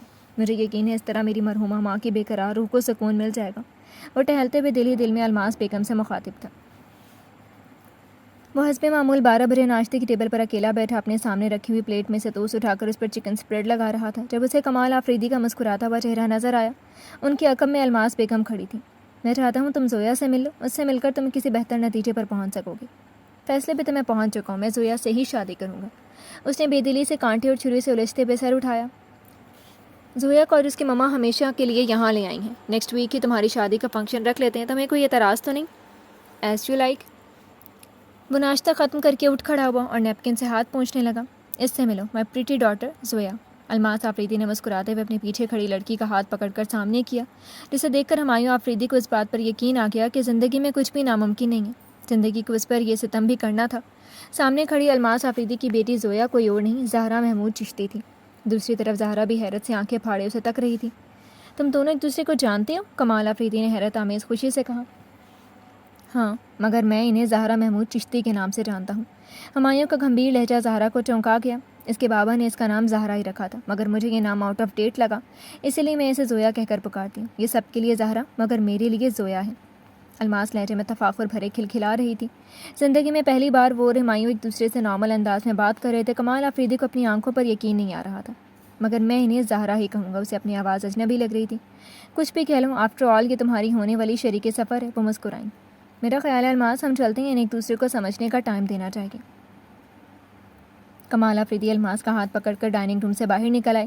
ہمایوں نے سر اٹھا کر اسے بڑی فرصت سے دیکھا۔ آسمانی رنگ پر گہرے نیلے رنگ کی کڑھائی سے مزین بیل باٹم ٹراؤزر اور شارٹ شرٹ زیب تن کیے وہ ہمیشہ کی طرح اپنے جادوئی حسن سے اس کے دل پر ستم ڈھا رہی تھی۔ اب بھی وہ معصومیت سے اپنے دوپٹے کا پلو پکڑے نروس سی کھڑی تھی۔ وہ ہر چیز بھلا کر صرف اسے تک رہا تھا۔ وہ دونوں یوں چپ چاپ اور ساکت کھڑے تھے جیسے ان کے درمیان کرنے کے لیے کوئی بات نہ بچی ہو۔ اچانک زہرا مڑی اور کمرے سے نکلتی چلی گئی۔ ایک کربالودہ مسکراہٹ ہمایوں آفریدی کے لبوں کو چھو گئی۔ وہ ڈسٹرب سے اسٹڈی میں چلا آیا اور دیوار کی ریک پر سجی شاعری کی کتابوں کو بڑی حسرت سے دیکھنے لگا۔ کبھی یہاں بیٹھ کر میں اس کو فراز کی غزلوں میں تلاشتا تھا، اور کبھی امجد اسلام امجد کی نظموں میں، اور اب تلاش کرنے کو کچھ باقی نہیں بچا۔ ٹیبل کے گرد پڑی ہوئی کرسی پر بیٹھ کر اس نے خود کلامی کی تقدیر اسے عجیب دوراہے پر لے آئی تھی۔ اسے سمجھ میں نہیں آ رہا تھا وہ کیا کرے، وہ کہاں جائے۔ وہ الماس بیگم کی بیٹی کو شادی کی کچھ عرصے بعد ہی طلاق دینے کا فیصلہ کر چکا تھا، مگر کیا اب وہ ایسا کر پائے گا جس کے ساتھ کہ اس کے دل نے ہر پل تمنا کی تھی؟ کیا وہ اسے محض ایک انتقامی جذبے کی تسکین کے لیے چھوڑ دے گا؟ سوچ سوچ کر اس کے دماغ میں ٹیسیں اٹھنے لگیں۔ اس نے بے بسی سے سر کو تھام لیا۔ الماس بیگم، مجھے ہر صورت تمہارے چہرے پر دکھ دیکھنے، خواہ اس کے لیے مجھے اپنی ہاتھوں سے اپنی محبت کا گلا ہی کیوں نہ گھونٹنا پڑے۔ میں تمہاری بیٹی کو ایسے ہی روتے ہوئے التجائیں کرتے ہوئے دیکھنا چاہتا ہوں جیسے اسے رات میری ماں کر رہی تھی۔ میں ایسا ہر صورت کروں گا، خواہ اس کے لیے مجھے درد کی کتنے ہی دریا کیوں نہ پار کرنے پڑیں۔ اس نے سر اٹھایا۔ انتقام کا جذبہ سرخرو ہو گیا تھا اور محبت ہار گئی تھی۔ آئینے میں اپنے عکس کو دیکھتے ہوئے وہ مسلسل نفی میں سر ہلا رہی تھی۔ میں ہمایوں آفریدی سے کیسے شادی کر سکتی ہوں؟ اس انسان نے تو میری زندگی کی سب سے بڑی خوشی چھین لی ہے۔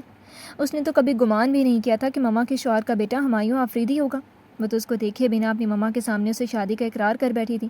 اسے اپنی مما سے کی جانے والی آخری گفتگو یاد آئی جو اس نے اپنے بابا کے گھر میں کی تھی۔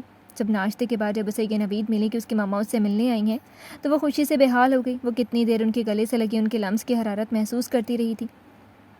مما جانی، اتنے دنوں کے بعد اپنی شکل دکھائی۔ ہاں زویا، میں چاہتی ہوں اب تم ہر وقت یہ شکل دیکھتی رہو اور میں تمہیں ہر وقت اپنی نگاہوں کے سامنے رکھوں۔ محبتوں سے لبریز شیریں لہجہ اس کے سماعتوں میں اتر کر اس کے چہرے کو روشن کر رہا تھا۔ مما، کیا ایسا ممکن ہے؟ اس نے معصومیت سے پوچھا۔ میں تو ہمیشہ کے لیے تمہیں اپنے ساتھ لے جانا چاہتی ہوں، مگر یہ اس صورت میں ممکن ہے کہ تم میرے شوہر کے بیٹے سے شادی کر لو۔ مما، آپ جس سے بھی کہیں گی میں شادی کر لوں گی۔ آپ کے ساتھ رہنے کے لیے میں کچھ بھی کر سکتی ہوں۔ ہاں، خوشی سے جھلملاتے ہوئے چہرے کے ساتھ اس نے فوراً اقرار کر لیا تھا۔ کل میں تمہیں لینے آؤں گی۔ اپنے بابا کو منانا تمہارا کام ہے۔ وہ اپنی ساڑی سنبھالتے ہوئے اٹھ کھڑی ہوئی، اور پھر اسے وہ دن یاد آیا جب گھر کے سب افراد بھیگی آنکھوں کے ساتھ اسے رخصت کر رہے تھے۔ وہ اپنی ساڑی سنبھالتی اٹھ کھڑی ہوئی، اور پھر اسے وہ دن یاد آیا جب گھر کے سب افراد بھیگی آنکھوں کے ساتھ اسے رخصت کر رہے تھے۔ بی بی جان بار بار دوپٹے کے پلو سے آنسو پونچھ رہی تھی کہ اپنی مما کے ساتھ کے لیے اس نے اکیلے ہر محاذ پر جنگ کی تھی۔ ان سب کو چھوڑنے کا دکھ اسے بھی تھا، مگر ماں کو پانے کی خوشی اتنی تھی کہ اس کے سامنے یہ دکھ بھی مٹ کر رہ گیا۔ اس کے تو قدم ہی زمین پر نہ ٹک رہے تھے، اور آج اس کی ساری خوشیاں خاک میں ملتی نظر آ رہی تھیں۔ وہ ہمایوں آفریدی کو اپنے ہمسفر کے طور پر کیسے قبول کر لے؟ اس کا ساتھ تو ایسا ہی ہے جیسے چپ چاپ زہر کا گھونٹ پینا۔ اپنی مما کی خوشی کے لیے انہیں ہمیشہ اپنے ساتھ دیکھنے کے لیے اسے خود کو قربان کرنا ہی تھا۔ اور ہمایوں آفریدی، تم اتنی آسانی سے مجھے پا نہیں سکو گی۔ تم سے شادی تو محض ایک مجبوری کا سودا ہے۔ میں اتنی آسانی سے تم کو خود پر حاوی نہیں ہونے دوں گی۔ قطار در قطار آنسو آنکھوں سے نکل کر اس کے دامن کو بھگو رہے تھے۔ دیکھ لو، لگن سچی ہو تو منزل مل ہی جایا کرتی ہے۔ ہومی، تمہیں تمہاری محبت مبارک ہو۔ ذہن ہر بات سے بے خبر مسرت سے چوڑ لہجے میں اسے گلے لگائے مبارکباد دے رہا تھا۔ آج اس کی محبت اس کے نام ہو گئی تھی۔ کافی پنک کلر کے انتہائی دیدہ زیب لہنگے میں ملبوس ہوشربا حسن کی مالک وہ باربی ڈال آج اس کی زندگی میں داخل ہو چکی تھی۔ اس کی آنکھیں خوشی سے بھیگ رہی تھیں۔ اسے اندازہ نہیں ہو پا رہا تھا اسے پانے کی خوشی کتنی ہے، اسے کھونے کا درد کتنا ہے۔ سب کچھ گڑبڑ ہو رہا تھا۔ اور پھر شادی کی دیر تک جاری رہنے والی تقریب نے اسے تھکا دیا تھا، اور پھر اس کو بانے کی خوشی اتنی تھی کہ تھکن کا ہر احساس مٹ کر رہ گیا تھا۔ چند دنوں کے لیے ہی صحیح، وہ اس کی زندگی میں تو آئی تھی۔ اس نے سوچا وہ اپنی زندگی کے ہر لمحے سے مسرتیں کشید کر لے گا۔ آج وہ اپنے دل کی ساری خواہشات، ساری تمنائیں اور ساری حسرتیں پوری ہوتے دیکھ رہا تھا۔ آنے والے لمحوں کے خواب آنکھوں میں بسائے وہ حجرہ عروسی میں آیا تھا۔ سندر روپ کے ساتھ وہ سر جھکائے سرخ گلابوں کی سیج پر بیٹھی تھی۔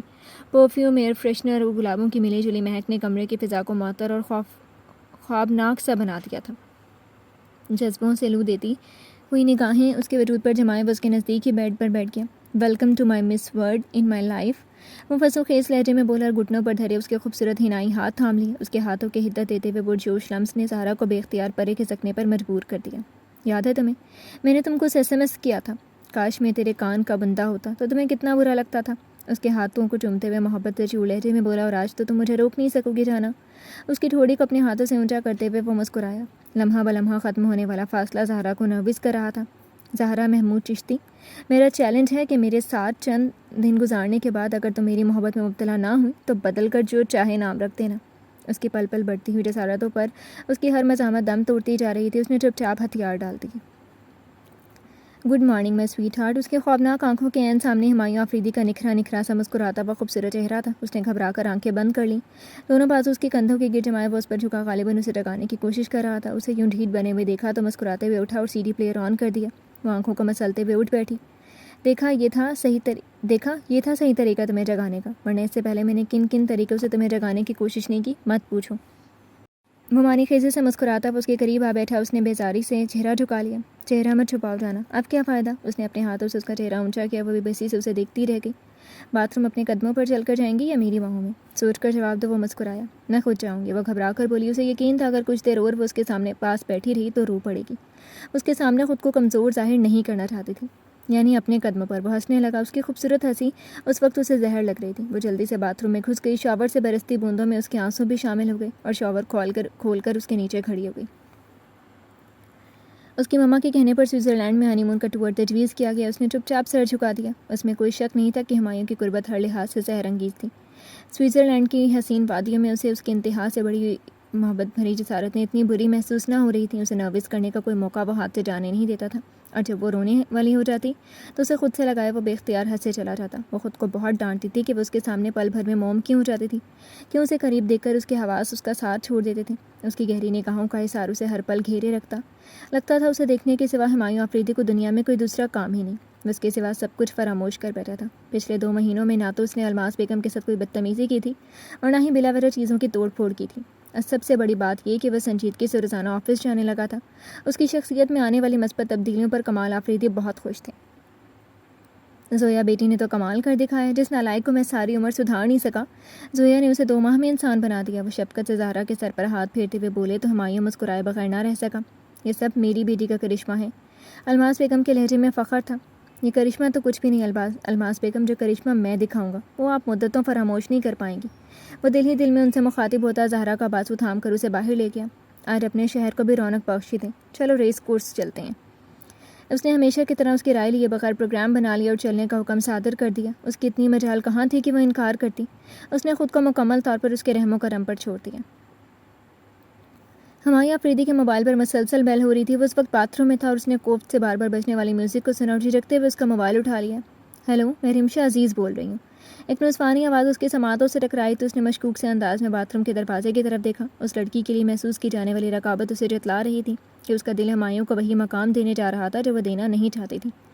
مجھے ہمایوں آفریدی سے بات کرنا ہے۔ اس کی مترنم آواز اسے سر سے لے کر پاؤں تک کانٹوں میں گھسیٹ گئی۔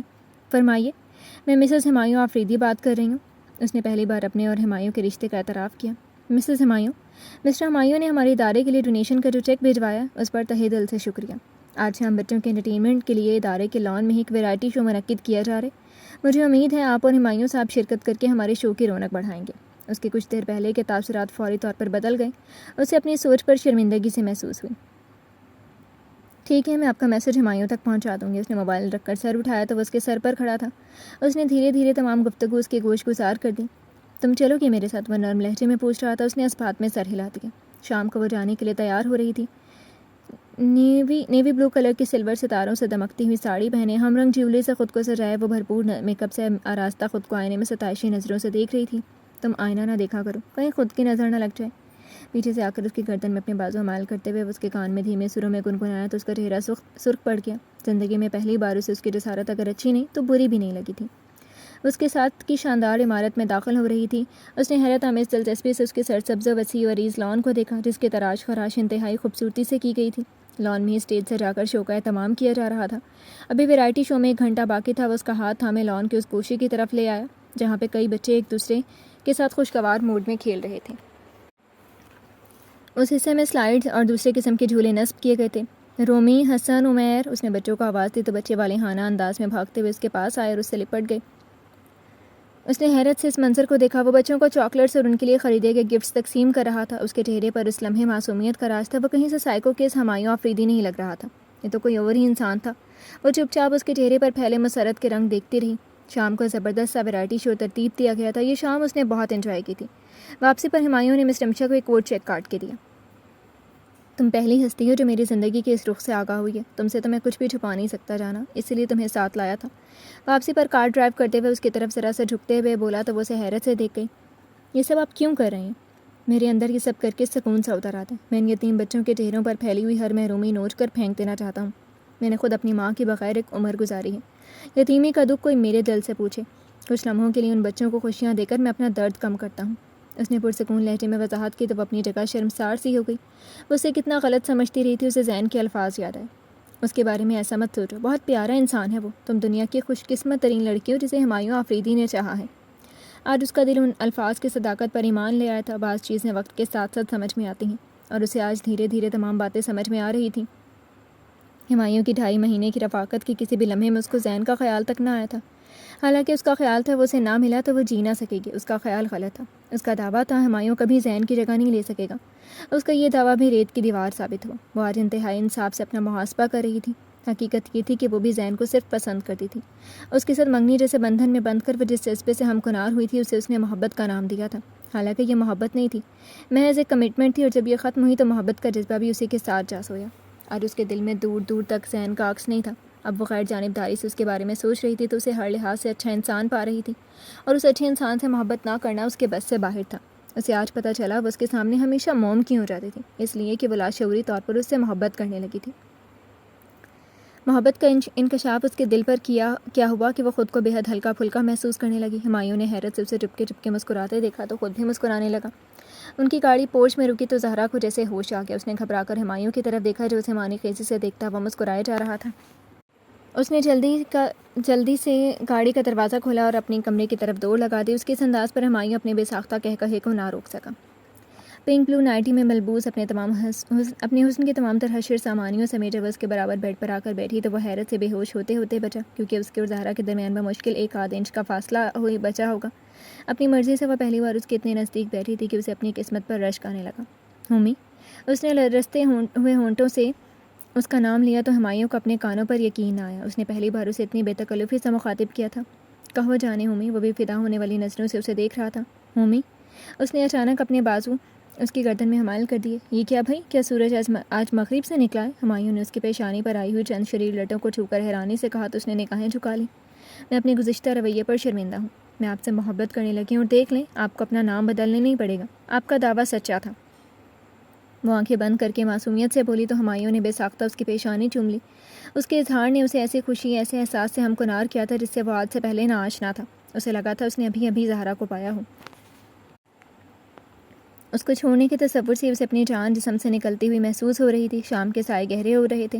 ایک بے نام سی اداسی اس کی روح کو گھیری ہوئی تھی۔ زہرا اپنے بابا سے ملنے چشتیز پیراڈائز گئی ہوئی تھی۔ وہ اپنے بیڈ روم میں تنہا بیٹھا سامنے رکھے ہوئے فرنچ گلاس میں سے گاہے بگاہے وسکی کی چسکیاں بھر رہا تھا۔ اب اداس پھرتے ہو سردیوں کی شاموں میں، اس طرح تو ہوتا ہے اس طرح کے کاموں میں۔ اب تو اس کی آنکھوں کے میکدے میسر ہیں۔ پھر سکون ڈھونڈو گے ساغروں میں جاموں میں۔ وہ بھی سکون کی تلاش میں آج یہ زہر اپنے اندر اتار رہا تھا۔ یہ کیا ہو رہا ہے؟ زین نے اچانک آ کر اسے کندھوں سے پکڑ کر جھنجھوڑ ڈالا تو وہ اپنی سرخ ہوتی ہوئی آنکھوں میں حیرت بھر کر اسے دیکھنے لگا۔ تم کب آئے؟ ابھی آیا ہوں، اور تمہیں اس حالت میں دیکھ کر میرے دل پر کیا گزری ہے مت پوچھو۔ اس منحوس شے کی کسر باقی رہ گئی تھی۔ اب تو تمہیں تمہاری محبت مل گئی ہے، پھر تمہیں کیا تکلیف ہے آخر؟ زین اس کا ایسا دوست رہا تھا جس کے خلوص پر کوئی شبہ نہیں کیا جا سکتا تھا۔ وہ اکثر اسے اپنی پرابلم شیئر کر لیتا تھا جن میں سے اکثر وہ چٹکی بجا کر حل کر دیتا تھا۔ کاش آج بھی وہ چٹکی بجا کر میرا مسئلہ حل کر دے۔ اس نے اپنی بوجھل آنکھیں اٹھا کر ایک نظر زین کو دیکھا اور پھر ساری بات اسے کہہ سنائی، جسے سن کر چند لمحے تو زین ساکت کھڑا رہا، پھر اس کے چہرے پر تعصب پھیل گیا۔ میں سوچ بھی نہیں سکتا تھا کہ تم انتقامی جذبے کی لپیٹ میں یوں آ جاؤ گے کہ تمہیں محبت، انسانیت، مروت کچھ بھی یاد نہیں رہے گا۔ تم یہ کیوں بھول گئے کہ زہرا تمہاری پہلی اور آخری محبت ہے؟ تم اس کے بغیر کیسے جی سکو گے؟ تم ابھی بتا رہے تھے کہ تم نے خواب میں اپنی مما کو دیکھا ہے جو تمہارے قدموں میں گر کر ہاتھ جوڑ کر روتے ہوئے التجائیں کر رہی تھی۔ تم محض انہیں دیکھ رہے تھے، ان کے الفاظ تمہیں سنائی نہیں دے رہے تھے۔ میں تم کو بتاؤں، وہ اپنے لیے نہیں بلکہ زہرا کے لیے رحم کی بھیک مانگ رہی تھی۔ وہ نہیں چاہتی کہ جو کچھ تمہارے بابا نے ان کے ساتھ کیا وہی تم زہرا کے ساتھ کرو۔ تمہارے ساتھ زیادتی الماس بیگم نے کی تھی، زہرا نے نہیں۔ اس میں زہرا کا کیا قصور ہے؟ تم اسے یوں بے قصور چھوڑ دو گے، تم میں اور تمہارے بابا میں کیا فرق رہ جائے گا؟ کیا تم بھی ان کی طرح بے حس پتھر بن جاؤ گے؟ اس نے زخمی نگاہوں سے زین کو دیکھا۔ لیکن زین، میں نے جتنی اذیت میں ساری عمر گزاری ہے، میں وہی اذیت الماس بیگم کے چہرے پر دیکھنا چاہتا ہوں۔ انہیں اپنی بیٹی کی بربادی کا کچھ نہ کچھ درد تو ہوگا۔ وہ دکھ بھرے لہجے میں بولتا ہوا زین کو بہت بکھرا ہوا لگا۔ ہومی، تم نے جتنی اذیت میں زندگی گزاری ہے، کیا تم چاہتے ہو وہی اذیت تمہارا ہونے والا بچہ برداشت کرے؟ جو محرومی تمہاری زندگی کا حصہ بنی، وہی تم اپنے بچے کا مقدر بنا دینا چاہتے ہو؟ ایسا کر کے تم ایک اور ہمایوں آفریدی کو جنم دو گے۔ بس کرو زین، خدا کے لیے بس کرو۔ اس نے اپنا سر دونوں ہاتھوں میں تھام لیا۔ اس کے دل اور دماغ میں جو جنگ جاری تھی، اس میں دل کا پلڑا جھک گیا۔ اس نے سوچ لیا تھا کہ وہ ایک اور خانمہ برباد ہمایوں آفریدی پیدا نہیں کرے گا اور اپنے انتقامی جذبے کو ہمیشہ کے لیے گہری نیند سلا دے گا۔ کچھ دیر قبل لوٹنے والی زہرا دیوار سے لگی ان کی باتیں سن رہی تھی۔ اسے اپنے قدموں پر کھڑا رہنا دشوار لگ رہا تھا۔ اس کی آنکھوں میں آنسوؤں کا سمندر اتر آیا تھا۔ آج حقیقت تمام تر صفاقیوں سمیت اس پر کیا کھلی کہ اس کی آنکھیں کھل گئیں۔ اس کی ماما، جو اس کے لیے محبت کی علامت تھیں، ان کا بلندیوں پر سجا ہوا شخصیت کبوتے کی ٹھوکر میں زمین بوس ہو گیا۔ آج اسے معلوم ہوا تھا کہ اس کے بابا نے اس کی ماما کو کیوں چھوڑ دیا تھا۔ انہیں تو سوائے دولت کے کسی سے پیار نہیں تھا۔ وہ اس سے بھی پیار نہیں کرتی تھی۔ محض لاکھوں کی دولت کیش کروانے کے لیے انہوں نے اس کی شادی ہمایوں سے کی تھی۔ اسے بڑی مہارت سے مہرے کے طور پر استعمال کیا تھا۔ وہ ہمیشہ اسے یہی پٹی پڑھاتی تھی، ہمایوں کو یوں اپنی مٹھی میں لے لو کہ وہ تمہارے بغیر سانس بھی نہ لے سکے۔ آج ان کی نصیحتوں کا مقصد کھل کر اس کے سامنے واضح ہو گیا۔ چند لمحوں بعد وہ دل میں ڈھیروں طوفان لیے الماس بیگم کے بیڈ روم کا دروازہ کھٹکھٹا رہی تھی۔ دروازہ کھلا۔ الماس اور کمال آفریدی کے حیرت زدہ چہرے نظر آئے۔ کیا بات ہے Zoya, are you all right? Almas Afridi پریشانی سے اس کی طرف بڑھی۔ سب آل رائٹ ہی تو نہیں ہے مائی ڈیئر ماما۔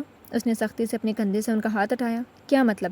وہ چونکی۔ ہمایوں آفریدی مجھے طلاق دے رہا ہے۔ کیا؟ الماس اور کمال ایک ساتھ حیرت سے چلا اٹھے۔ کیوں؟ آپ دونوں یوں حیرت زدہ کیوں ہو رہے ہیں؟ کیا ایسا نہیں ہو سکتا؟ بابا، جب آپ اپنی بے گناہ بیوی کو طلاق دے سکتے ہیں تو ہمایوں کی نہیں؟ کیوں نہیں؟ وہ بھی تو آپ کا بیٹا ہے۔ اس نے مجھے بتایا کہ وہ کسی اور لڑکی سے محبت کرنے لگا اور اس لڑکی نے شرط رکھی ہے کہ وہ اپنی پہلی بیوی کو طلاق دے دے، ورنہ وہ اس سے ہرگز شادی نہیں کرے گا۔ اس نے کچھ دیر رک کر الماس آفریدی کے تاثرات کا جائزہ لیا۔ وہاں ابتری کے آثار دیکھ کر اس کے دل کو سکون سا مل گیا۔ کس قدر خود غرض لڑکی ہے وہ، ایک عورت ہو کر دوسری عورت کا گھر اجاڑ رہی ہے۔ الماس بیگم کے لہجے میں اس نادیدہ لڑکی کے لیے بے پناہ نفرت سمٹ آئی تھی۔ ماما، وہ بھی آپ ہی کی طرح کی ایک عورت ہے۔ آپ کیوں بھول گئیں کہ آج سے 15 سال پہلے آپ نے بھی ایسی خود غرضی کا مظاہرہ کیا تھا اور ہمایوں آفریدی کی بے گناہ ماں کو طلاق دلوا کر ہی دم لیا تھا؟ کتنی خود غرض ہیں آپ، جنہیں اپنے سوا کسی دوسرے کا دکھ نظر ہی نہیں آتا تھا۔ آپ کی وجہ سے راحت آنٹی چپ چاپ قبر میں اتر گئیں۔ ماما، آپ نے جو ستم ان کے دل پہ ڈھایا تھا وہی آج آپ کی بیٹی کو اپنا نشانہ بنا رہے ہیں۔ میں بھی راحت آنٹی کی طرح برباد ہو چکی ہوں ماما۔ وہ مجھے طلاق دے دے گا، وہ مجھے چھوڑ دے گا، میں اس کے بنا جی نہیں سکوں گی۔ میں بھی آنٹی کی طرح چپ چاپ قبر میں اتر جاؤں گی اور میری موت کے ذمہ دار وہ لڑکی نہیں، آپ ہوں گی ماما، آپ۔ وہ روتے ہوئے کہتی جا رہی تھی۔ اس کی ایسی دگرگوں حالت پر کمال اور الماس پریشان ہو کر اس کی طرف بڑھے۔ وہ بے جان ہو کر زمین پر گرتی چلی گئی۔ اس نے آنکھیں کھولی تو خود پر ہمایوں آفریدی کا مہربان چہرہ جھکا ہوا پایا۔ اس کی آنکھیں ایک بار پھر بھر آئیں۔ ہومی، میں تمہارے بغیر زندہ نہیں رہ سکتی۔ وہ تڑپ کر اس کے سینے سے جا لگی۔ یہاں بھی تمہارے بغیر کون کافر جی رہے؟ اگر ہماری باتیں سننا ہی تھی تو میرا آخری فیصلہ بھی سنتی جاتی۔ میں نے فیصلہ تمہارے حق میں دیا تھا۔ انتقام ہار گیا اور محبت جیت گئی۔ اسے خود سے الگ کر کے وہ اس کے آنسو اپنی انگلیوں کے پوروں سے چن رہا تھا۔ ہومی، میں زندگی کے ہر موڑ پر آپ کے ساتھ ہوں۔ آپ کی محبت میری محبت اور آپ کی نفرت میری نفرت ہے۔ جتنی نفرت آپ کو میری مما سے ہے نا، اتنی ہی نفرت مجھے ان سے محسوس ہو رہی ہے ہومی۔ کاش میں آپ کے درد کو کم کر سکوں، کاش۔ وہ بچوں کی طرح سسکیاں بھرتی اسے اپنے دل کے اتنے قریب محسوس ہوئی کہ اس کی زندگی بھر کی تشنگی جیسے مٹ کر رہ گئی تھی۔ اس نے بے اختیار اسے اپنے ساتھ لگا لیا۔ میں تمہاری آنکھوں میں ابھی ایک آنسو بھی نہیں دیکھ سکتا، اس لیے اپنی قیمتی موتی یوں مت لٹاؤ۔ میں نے جس طریقے سے صاف کرنا چاہتا ہوں وہ اتنے لوگوں کی موجودگی میں کچھ آکورڈ لگے گا۔ اس نے ہڑبڑا کر ہمایوں کے عقب میں دیکھا تو الماس، کمال آفریدی اور زین مسکراتے چہروں کے ساتھ کھڑے تھے۔ وہ ایک دم ہمایوں سے دور ہٹ گئی۔ تھینک گاڈ، تمہارا نروس بریک ڈاؤن ہوتے ہوتے بچا ہے۔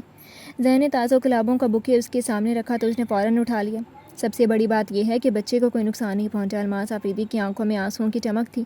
ہمایوں، اگر ہو سکے تو مجھے معاف کر دینا۔ آج میری بیٹی نے مجھے آئینہ دکھایا، مجھے آج اپنی غلطی کا شدت سے احساس ہوا۔ وہ شرمسار لہجے میں کہہ رہی تھی، آپ میرے پاپا کی وائف ہیں، اس ناطے میں جو احترام آپ کو کبھی نہیں دے سکا وہ اب ضرور دوں گا، مگر مجھے افسوس ہے کہ میں آپ کو دل سے کبھی معاف نہیں کر سکوں گا۔ آپ کے معافی مانگ لینے سے میری ماما لوٹ کر نہیں آئیں گی۔ ہمایوں آفریدی نے بغیر کسی ہچکچاہٹ کے اپنے دل کا حال بیان کر دیا۔ کمال آفریدی اور الماس آفریدی کے چہرے بجھ سے گئے۔ میں ہومی کے ساتھ ہوں۔ میں آپ کو کبھی اپنی ساس اور ماں کا درجہ نہیں دے پاؤں گی۔ میرے لیے بھی آپ محض میری سسر کی وائف رہیں گی۔ اور رہی میری ماں، تو وہ اسی دن مر گئی تھی جب اس نے ایک معمولی سی بات کا ایشو بنا کر میرے بابا کو چھوڑ دیا تھا۔ آپ کو تو اپنی 5 سالہ بیٹی کا بھی خیال نہیں آیا جسے اس وقت آپ کی محبت کی اشد ضرورت تھی۔ ماما، ایم سوری، آپ اتنی مادہ پرست ہیں کہ ہم جیسے محبت کے پجاریوں کے پاس بیٹھ کر آپ کو کوئی خوشی نہیں مل سکے گی۔ اس نے صاف گوئی سے کہا تو وہ آنکھوں میں اشک لیے کمال آفریدی کے ساتھ کمرے سے باہر نکل گئی۔ زہرا، تم نے آج میرا مان رکھ لیا۔ تم واقعی میری شریک حیات ہو۔ آج تم نے جس طرح میرا درد بانٹا ہے اس پہ مجھے تم پر ٹوٹ کے پیار آ رہا ہے۔ میرا جی چاہتا ہے میں آج اپنی تمام انتہاؤں سے گزر جاؤں۔ اسے کندھے سے تھام کر وہ محبت سے گندھے لہجے میں بولا، 1 منٹ۔ زین نے فوراً ہاتھ اٹھا کر اسے مزید پیش قدمی سے روکا۔ آپ انتہاؤں سے ضرور گزر جائیے گا، مگر پہلے مجھے اس کمرے سے گزر جانے دیں، یہ میرے حق میں عین بہتر ہوگا۔ زین نے ہاتھ چھوڑ کر کچھ ایسے لہجے میں التجا کی کہ وہ دونوں اپنی بے ساختہ ہنسی پر قابو نہ پا سکے اور بکے میں سے گلاب نکال کر زین کی طرف اچھال دیے۔ جواباً زین نے انہیں گلابوں کو اٹھا کر ان دونوں کے اوپر پتی پتی کر کے برسا دیا۔ اسے کہتے ہیں 2 سچی محبت کرنے والوں پر پھولوں کی برسات۔ اور اس بیک گراؤنڈ میں ہو جائے ایک عدد خوبصورت سا گیت۔ زین باقاعدہ کمپیئرنگ پر اتر آیا۔ جی ہاں، گیت تو ہم فلمائیں گے، بہت خوبصورت اور رومانٹک سا، مگر مسئلہ پھر وہی ہے، ہم اس گیت کو آپ کی موجودگی میں ہرگز نہیں فلما سکتے، اس لیے اگر آپ تشریف لے جائیں تو عین نوازش ہوگی۔ ہمایوں نے ہنستے ہوئے اسی کے انداز میں اینٹ کا جواب پتھر سے دیا تو زین رونی صورت بنائے کمرے سے نکل گیا اور ایک آسودہ سے مسکراہٹ ان دونوں کے چہرے کو روشن کر گئی۔ جی تو فرینڈز، کیسا لگا آپ کو یہ ناول؟ میں امید کرتی ہوں کہ آپ کو یہ ناول بہت پسند آیا ہوگا۔ کمنٹ سیکشن میں اپنی رائے کا اظہار کرنا مت بھولیے گا۔ پھر حاضر ہوں گی کسی اور مکمل ناول کے ساتھ، تب تک کے لیے اجازت دیجیے۔ شکریہ، اللہ حافظ۔